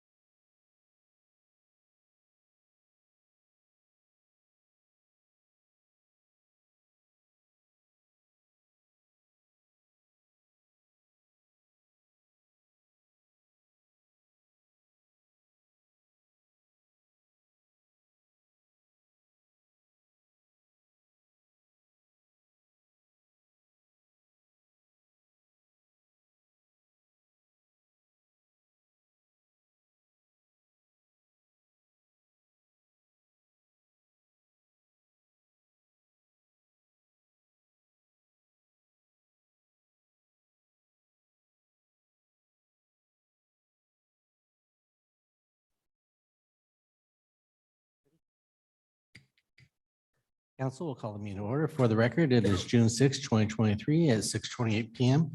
We'll begin tonight's regular city council meeting with roll call attendance. Thank you, Mr. Mayor. Councilwoman Strader, Here. Councilman Overton. Here. Councilwoman Perot, Councilman Cavanagh, Councilman Borton. Here. Mayor Simpson. Here. Next up is the Pledge of Allegiance. If you please all rise and join us in the pledge.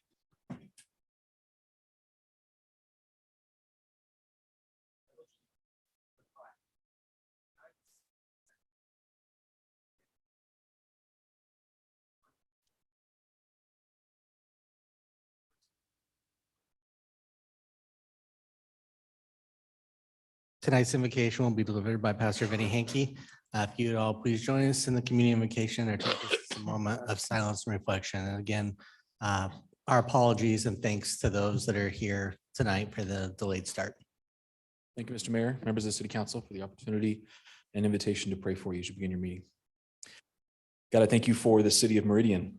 I pray simply for your protection and blessing upon all those who serve it, those members here tonight, those in public service in the government of the city, those who serve on the front lines to protect us in the police department, those in the fire department, God, those in education, our teachers, our schools, our principals, our students as they enjoy the summer break. God, would it be a time of refreshment for them?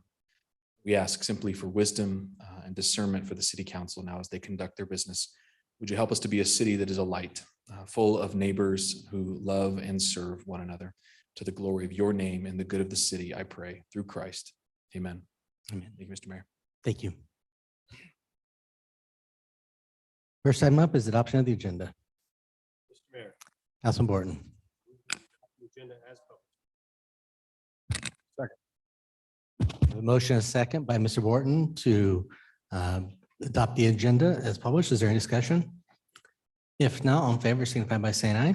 posted. Aye. Opposed, nay. Guys have it, and the agenda is adopted. Mr. Clerk, have anyone sign up under public forum? Mr. Mayor, we did not. Okay, then we will move right on to action items this evening. First item up is a public hearing for a Bordeaux Estate subdivision H 2022-0062. We'll open this public hearing with staff comments. Thank you, Mr. Mayor, members of the council. The first applications before you tonight are a request for annexation and zoning and a preliminary plat. This site consists of 2 parcels of land totaling 2 acres. It's zoned RUT in Ada County, and it's located at 5665 North Meridian Road at the northwest corner of Meridian Road and West Producer Drive. The history on this project, a record of survey was approved in 1980 on the northern parcel. The southern parcel, little sliver, was annexed in 2012 and included as a lot in the Paramount North subdivision. The comprehensive plan future land use map designation is medium density residential, which calls for 3 to 8 dwelling units per acre. The applicant is proposing to annex 2 acres of land with an R8 zoning district for the development of 3 new single-family residential detached dwellings with retention of the existing home for a total of 4 homes on the site at a gross density of 1.8 units per acre, which by itself is below the desired density of 3 to 8 units per acre in the medium density residential designation. Staff is supportive of the density proposed and deems it to be in general conformance with the comprehensive plan without an amendment to the map for the following reasons. The property is part of a larger undeveloped enclave to the north, also designated medium density, which is anticipated to develop at a density within the desired range for the overall area. And this property has limited access via a common driveway from West Producer Drive through an easement over land owned by the Paramount Owners Association. A maximum of 4 homes are allowed to have access through the easement, and the UDC allows a maximum of 4 homes to have access via a common driveway, thus preventing a greater density on the site. The combined preliminary and final plat is proposed, consisting of 4 building lots and 1 common lot on 2.22 acres of land in the R8 zoning district. Southern portion of the site is a re-subdivision of Lot 5, Block 49, Paramount Subdivision number 21. Proposed lots range in size from 0.33 to 0.56 of an acre, with home sizes consisting of 2,500 to 5,558 square feet. The subdivision is proposed to develop in 1 phase. There is an existing home with an attached garage and several outbuildings on the property. The existing home is proposed to remain. The attached garage and other structures are proposed to be removed. A new detached garage will be constructed for the existing home, accessible via the internal driveway. The existing driveway from Meridian Road will be removed. As mentioned, access is proposed from the common driveway via West Producer Drive, a residential collector street at the southern boundary of the site. A minimum of 35-foot wide landscape street buffer with a 10-foot wide multi-use pathway is required along North Meridian Road. Because the site is below 5 acres in size, common open space and site amenities are not required. One conceptual building elevation for lots 2, 3, and 5, and one conceptual elevation of the remodeled existing home on lot 1 with the new addition and the detached garage in a modern farmhouse design was submitted as shown. Building materials consist of hardy or LP board and batten siding mixed with 8-inch lamp siding, stone veneer, and natural wood accents and architectural asphalt shingles with standing seam metal roof accents. Design review is not required for single-family residential detached structures. However, because the rear and or sides of homes facing North Meridian Road and West Producer Drive will be highly visible, those elevations should incorporate articulation through changes in 2 or more of the following.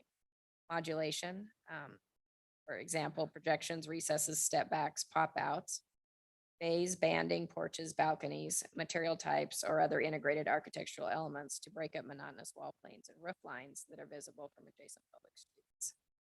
The commission did recommend approval of these applications. Summary of the commission hearing is as follows. Michael Jobs, 2 North Homes, testified in favor. No one testified in opposition or commented.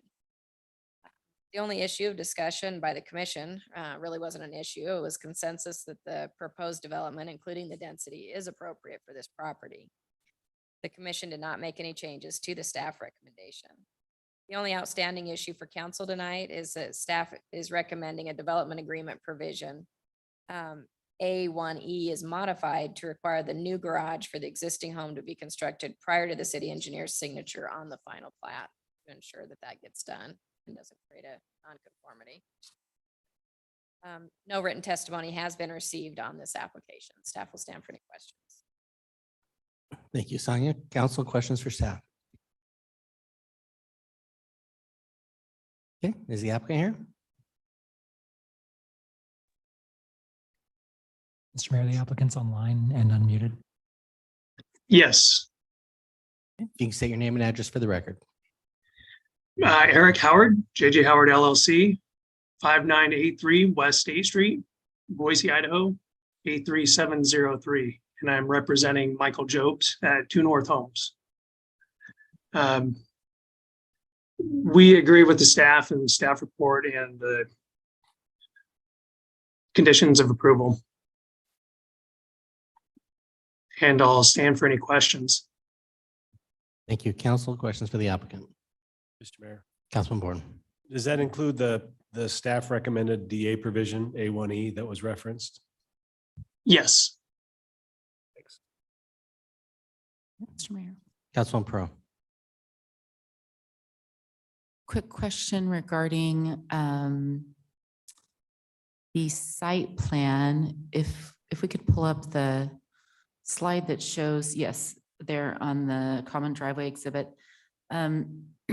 Just looking at the setbacks and the building areas, I was really surprised to see how little space there is between the building and the side and the rear of the buildings, and they're such significant size lots. So I was wondering if you could just, I realize that's not a specific part of approval of your preliminary plat, but I am wanting to understand how much yard space, green space is really being created in relationship to the structure. Are you referring to the existing structure or the proposed? The proposed, please. So the proposed are like a building envelope. The plan is not to include that, the entire area as an envelope. So the structures will be smaller. And then we have areas for like attached garages or detached shops. Okay, thank you. Council, additional questions for the applicant? Okay. Mr. Clerk, we have anyone sent to provide testimony? Mr. Mayor, we did not. Is there anybody present, either in the audience or online that would like to provide testimony? If you're online, please use the raise your hand feature. If you're in present, please come forward. Seeing no one coming forward and no one raising their hand, would the applicant like to make any final comments?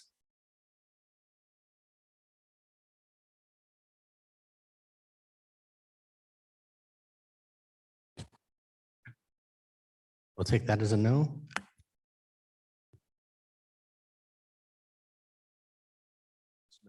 Councilman Borden.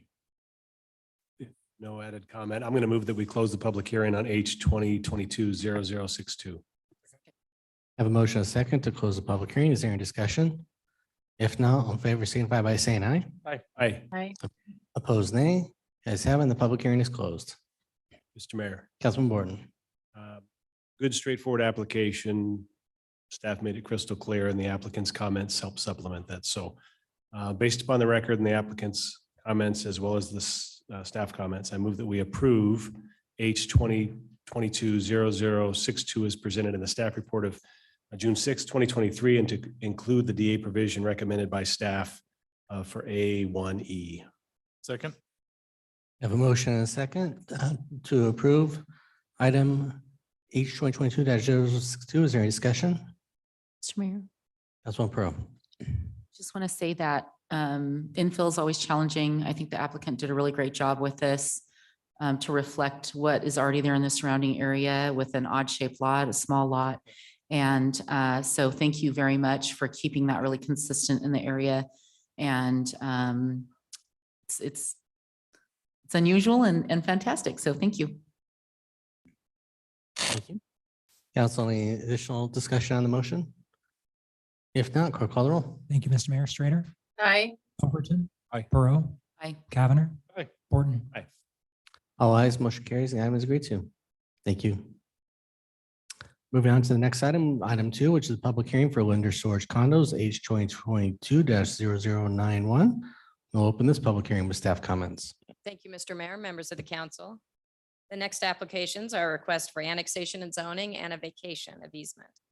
This site consists of 0.98 acre of land. It's zoned R1 in Ada County and is located at 300 North Linder Road. This property was included in Hepper's Acres subdivision as Lot 4. The comprehensive plan future land use map designation is general industrial.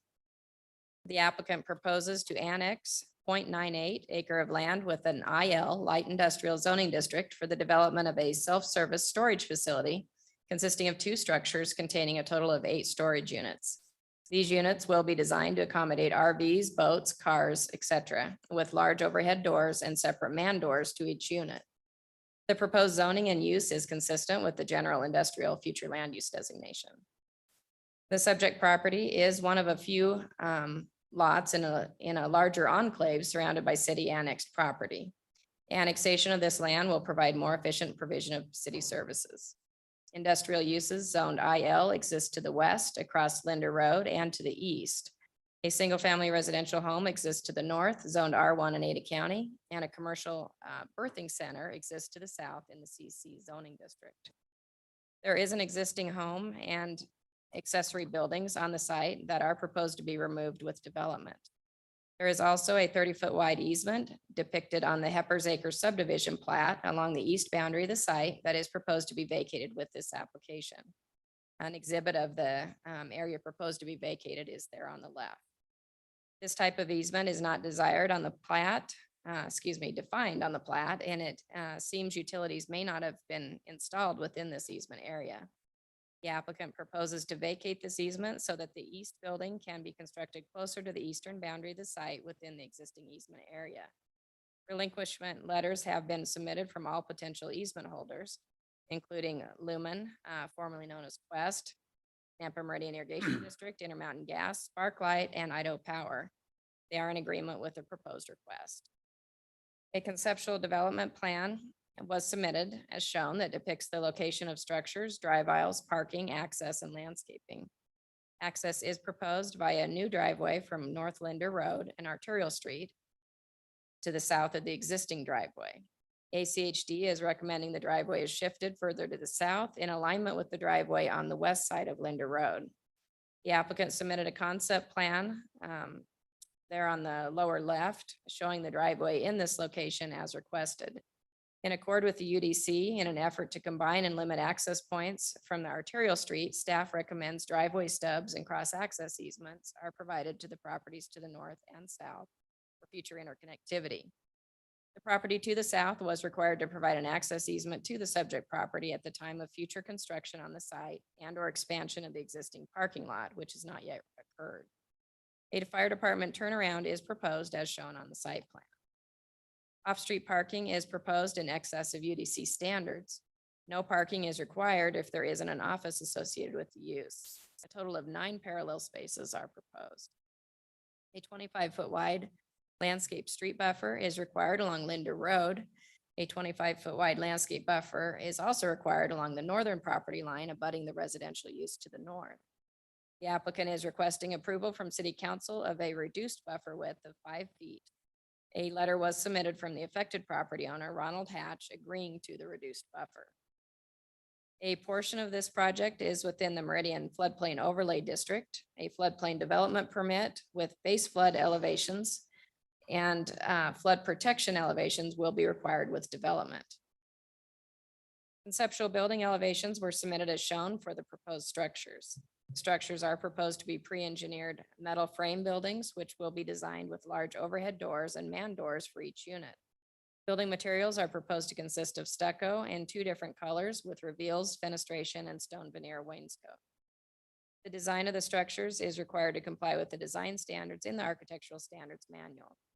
Staff recommends the design is required to comply with the design standards for commercial buildings rather than industrial buildings because the property fronts on an arterial street and will be highly visible. Detailed review will take place with the design review application submitted with the certificate of zoning compliance. Summary of the commission public hearing, Julie Miller from EV Studio testified in favor. No one testified in opposition. Tim O'Donnell commented on the application. No written testimony was received. The only discussion by commission was the requirement for compliance with the commercial versus industrial design standards. The commission did not make any changes to the staff recommendation.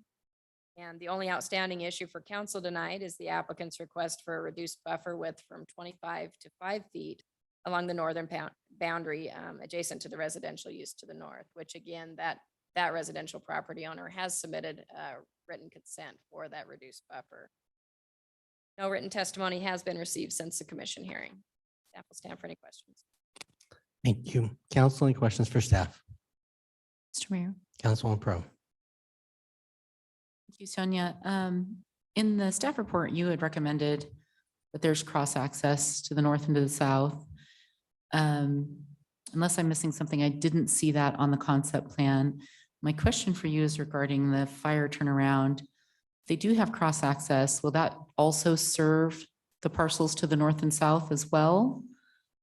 I don't know what fire access there is on the commercial property to the south, but the north is still in the county, correct? And so if that develops in the future and there's cross access, would that northern property then be permitted to use this turnaround, or would they have to do their own turnaround as well? Like, do each of these 1 to 2 acre parcels have to have their own fire turnarounds? Mr. Mayor, Councilwoman Pro, that's really a fire department question. If fire could respond to that. Right, Councilwoman Perot, looking at the map, I'm not familiar with the entire development, but so long as each piece that is developed out has the appropriate approved by code, turnaround is appropriate. I wouldn't know what to expect from future developments that are adjacent to the property, but I can't imagine that access would be limited or impeded by whatever is existing, if that makes sense. Council, any additional questions for staff? Okay, is the applicant here?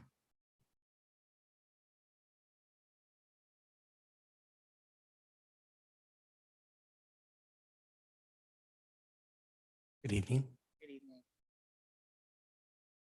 Can you say your name and address for the record? Julie Miller, 725 East Second Street in Meridian. Mr. Mayor, members of the council, on behalf of Greg Herman, me, Julie Miller, EB Studio, requesting approval for both the rezone and the easement vacation at 300 North Linder, as Sonia has presented. We have reviewed the staff reports and will work with both the planning department and ACHD to further develop our conceptual plans and elevations to meet the requirements that are noted therein. For example, planning noted that the desired location of the driveway to access our site be on the north side of the property. The idea would be to share this driveway with the property to the north at 330 North Linder. Mr. Herman, the owner of our property at 300 North Linder, has already been in contact with the owner, and they have had several discussions regarding future development of his property to also be annexed into Meridian and also rezoned in a use similar to our request today. ACHD standard policy is to align the driveway with the one across Linder. However, per correspondence with ACHD, they seem amenable to hearing our request to have a different location for that driveway, which will be worked out in subsequent submittals. Also, as Sonia mentioned, because the property faces an arterial street, we have to revise our building elevations to match the commercial building design standards, which indicates that we essentially will need to provide some more articulation to the building facades, as well as possibly some more fenestration, more windows, potentially more canopies. We feel confident that all of the conditions are achievable and respectfully request approval of the rezone and easement vacation. So thank you for your time and consideration. And with that, I'll stand for any questions. Thank you. Council, any question for the applicant? Mr. Mayor, Councilman Pro. I'm glad that the neighbors are talking to each other. That's always exceptionally helpful in these conversations. When you say that the neighbor to the north intends to develop in a similar manner, do you mean that they are interested in putting storage condos, or do you just mean that they are that it's going to be a similar use or design? What do you mean by that? And then also was there consideration of between the parties of doing this all in one application instead of, you know? To answer your question, I know that they are considering an industrial use of some sort. I do not know what the exact use would be.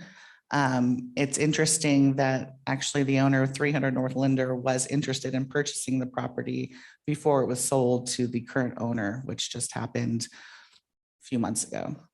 And so I think what they have been discussing is the value of the area of the property and being able to sort of maximize the use of both their properties. So unfortunately, I cannot attest to the timing of the neighbor to the north, but I do know that there has been definite conversations between the two parties. Council, additional questions? All right, thank you very much. Thank you. Mr. Clerk, anyone sign up to provide testimony on this item? Mr. Mayor, nobody. Okay, if there's anybody present that would like to provide testimony, if you'd like to come forward now, or if you're online, use the raise your hand feature.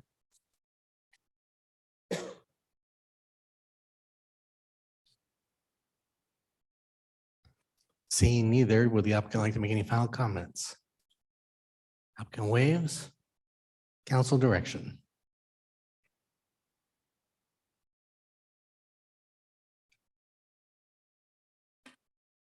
Mr. Mayor.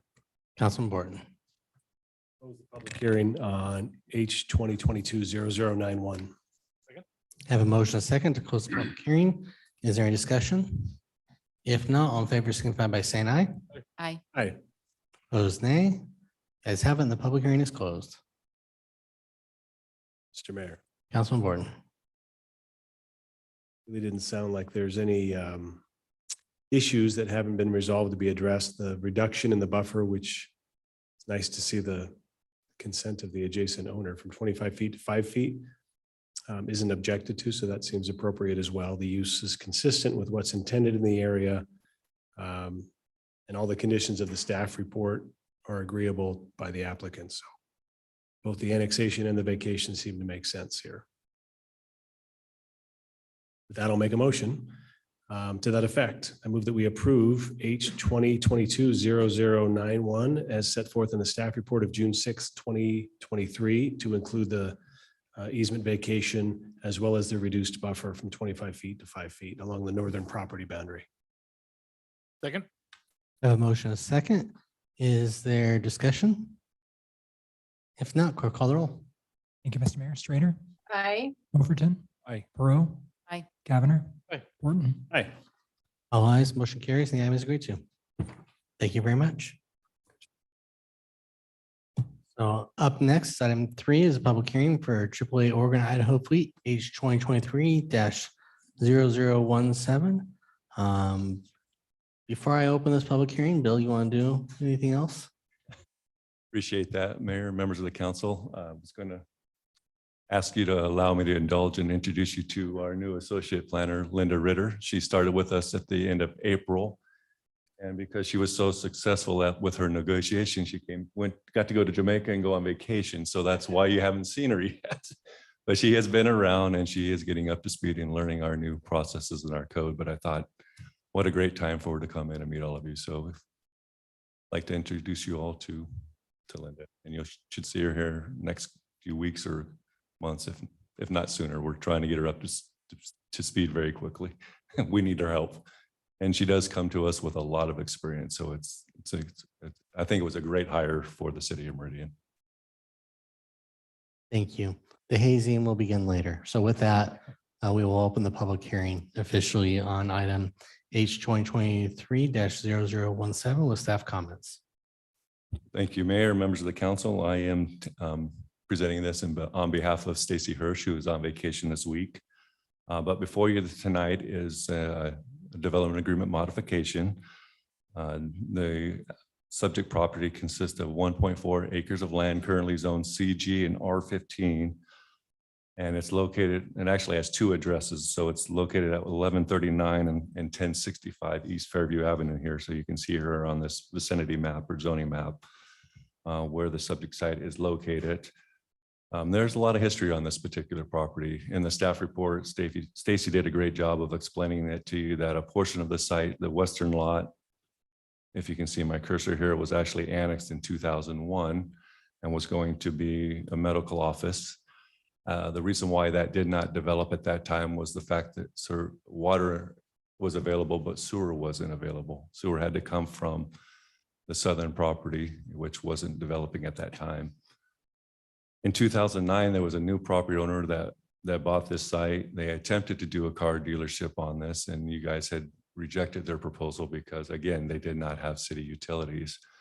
So when the Touchstone Place development to the south actually developed with the multifamily project that you see currently, they were able to provide that easement and that sewer stub to this particular property, which then in 2016 allowed the previous owner to come in and annex in this portion and then come in with a DA modification that terminated the original agreement in 2009 in favor of the new DA that we're amending tonight.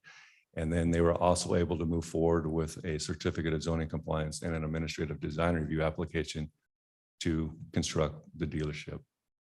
So now, since then, the applicant, the previous applicant has sold the property to AAA. And now they're wanting, and as part of the original development agreement that you acted on in 2016, we are very specific in limiting the type of uses that could occur on this site.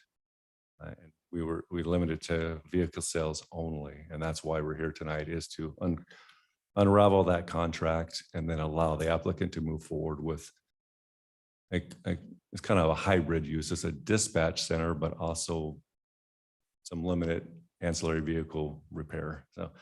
So you can see here, just for your information, we did want to note that the site plan was developed and approved consistent with that development agreement that's currently on the books tonight.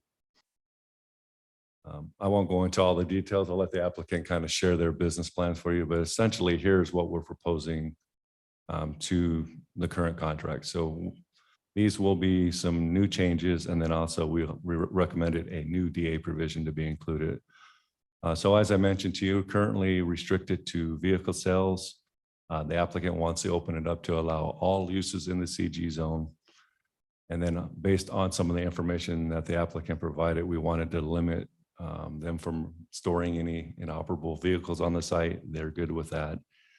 And then also they had mentioned to us during the pre-application meeting that you do intend to use the facility to kind of just maintain their own fleet vehicles. So again, this is not intended to be your commercial automotive repair shop. They basically need to maintain their service vehicles so that they can be ready to help members who maybe broke down on the side of the road. So you can see here, we did limit that from occurring, and then we do allow them to do vehicle repairs only to the service vehicles and only within the existing building on the site. And then based on the other information in their submittal, we wanted to make sure that there was because we're opening up to all the CG uses, we wanted to make sure that based on how they're going to operate, that we wanted to limit the hours of operation because they do abut a residential district. So again, their office hours will be within the 6 a.m. and 11 p.m. But keep in mind, this is a 24-hour service, and they do dispatch to stranded motorists. But they have assured us that they won't be disbanding, they won't be employees on the site doing that. They'll do that remotely. And so we've tailored the DA to list that based on how they operate. But again, looking at the public record, we have not received any public testimony on this, no comments on it. I know the applicant was in agreement with the struck out language here and the new DA provision. They're in the audience tonight to answer any questions you may have and give you some more details on their business operations there, but staff is recommending approval, and with that, I'll stand for any questions you may have. Thank you, Bill. Council, any questions for staff? Okay, would the applicant like to come forward? Okay.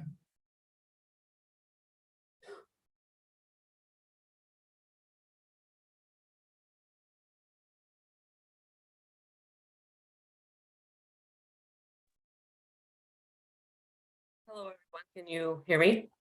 Yes, we can. Thank you, Valerie. Excellent. I'm the Senior Vice President and Chief Financial Officer of AAA Oregon, Idaho. I have a couple colleagues in the audience there as well, and appreciate everyone.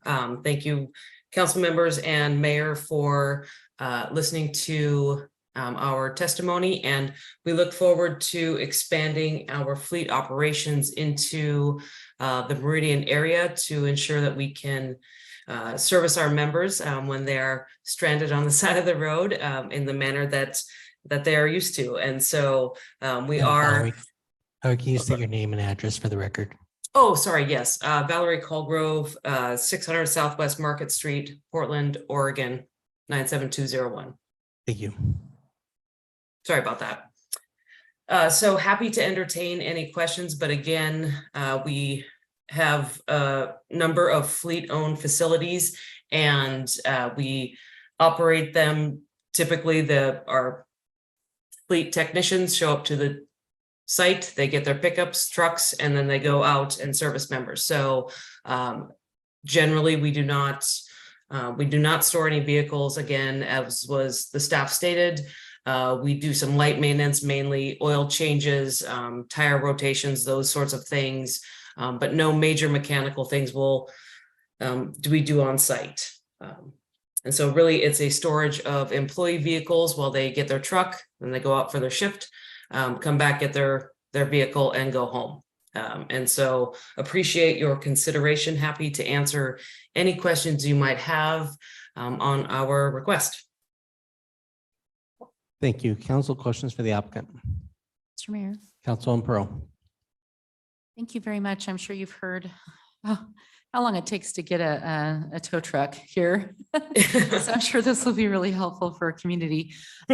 So just wanting to understand, the staff report had said that we had not yet had a response regarding the fencing. And so you're stating that you don't believe it's necessary because the vehicles that you will be using will not be stored. They'll just be on site when they're not in operation. Correct. Okay. Yes, and any fencing any addition to the fencing, we realize there's obviously the code and zoning and everything, so those would all go through the process, but we're fully understanding that there are fencing restrictions as well as access restrictions from Fairview in and out of the property. And so of course, all of that would be reviewed and submitted and approved by the city prior to anything. Council, any additional questions for the applicant? Okay, thank you very much. Ms. Clerk, you want to sign up on this item? Mr. Mayor, nobody signed up. Is there anybody that'd like to come forward and provide testimony from the audience? Seeing no one wanting to come forward, and only staff online, would the applicant like to make any final comments? No, again, just appreciate your consideration and looking forward to providing AAA service and adding some more resources to the roadside in the Meridian Boise metropolitan area. It's I know population has grown, and so there's a need for our members. So that's why we're there. Thank you. And council, I'd like to point out how smart the applicant is, where they refer to as the Meridian Boise area. So very noted. Mr. Mayor, Councilman Pro. I move that we close the public hearing for application H20230017. Second. I have a motion, a second, to close the public hearing. Is there any discussion? If not, all in favor signify by saying aye. Aye. Aye. Those opposed, nay. The ayes have it, and the public hearing is closed. Mr. Mayor, Councilman Pro.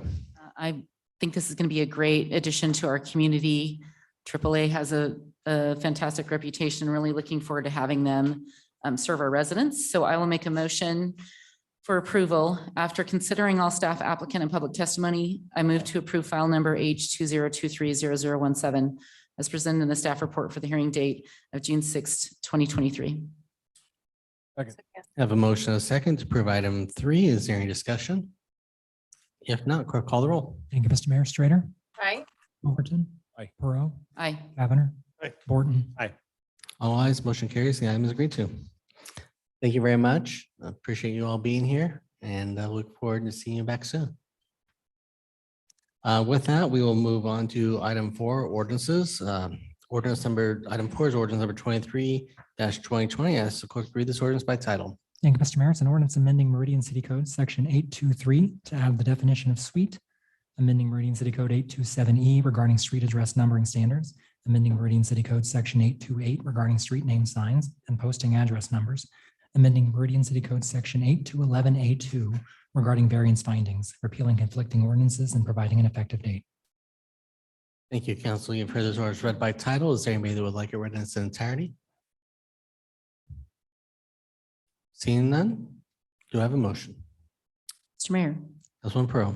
move that we approve ordinance number 23-2020. Second. Have a motion, a second, to approve ordinance number 23-2020. Is there any discussion? If not, clerk call the roll. Thank you, Mr. Mayor. Strater, Aye. Overton, Perot. Aye. Cavanagh. Aye. Borton. All ayes, motion carries. The item is agreed to. Council, anything under future meeting topics? Or do I have a motion to go into executive session? Mayor, Councilman Borton. we go into executive session pursuant to Idaho State Code 74-206. Second. A1A. Yeah. 74206F. Got it. Second agrees? Second agrees. Okay. Is there any discussion? If not, clerk call the roll. Thank you, Mr. Mayor. Strater, Aye. Overton, Perot. Aye. Cavanagh. Borton. All ayes, motion carries. We'll move into executive session.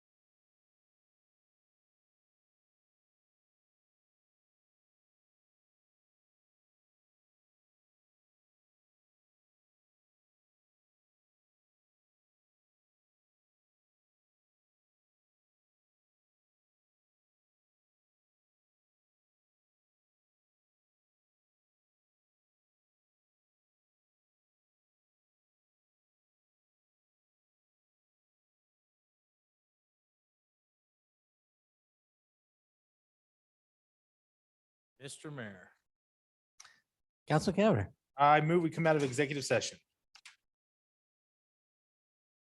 Second. Motion and a second to come out of executive session. All in favor, signify by saying aye. Aye. Opposed, nay. The ayes have it. Mr. Mayor, Councilman Cavanaugh. we adjourn. Motion adjourned. All in favor, signify by saying aye. Aye. Opposed, nay. The ayes have it.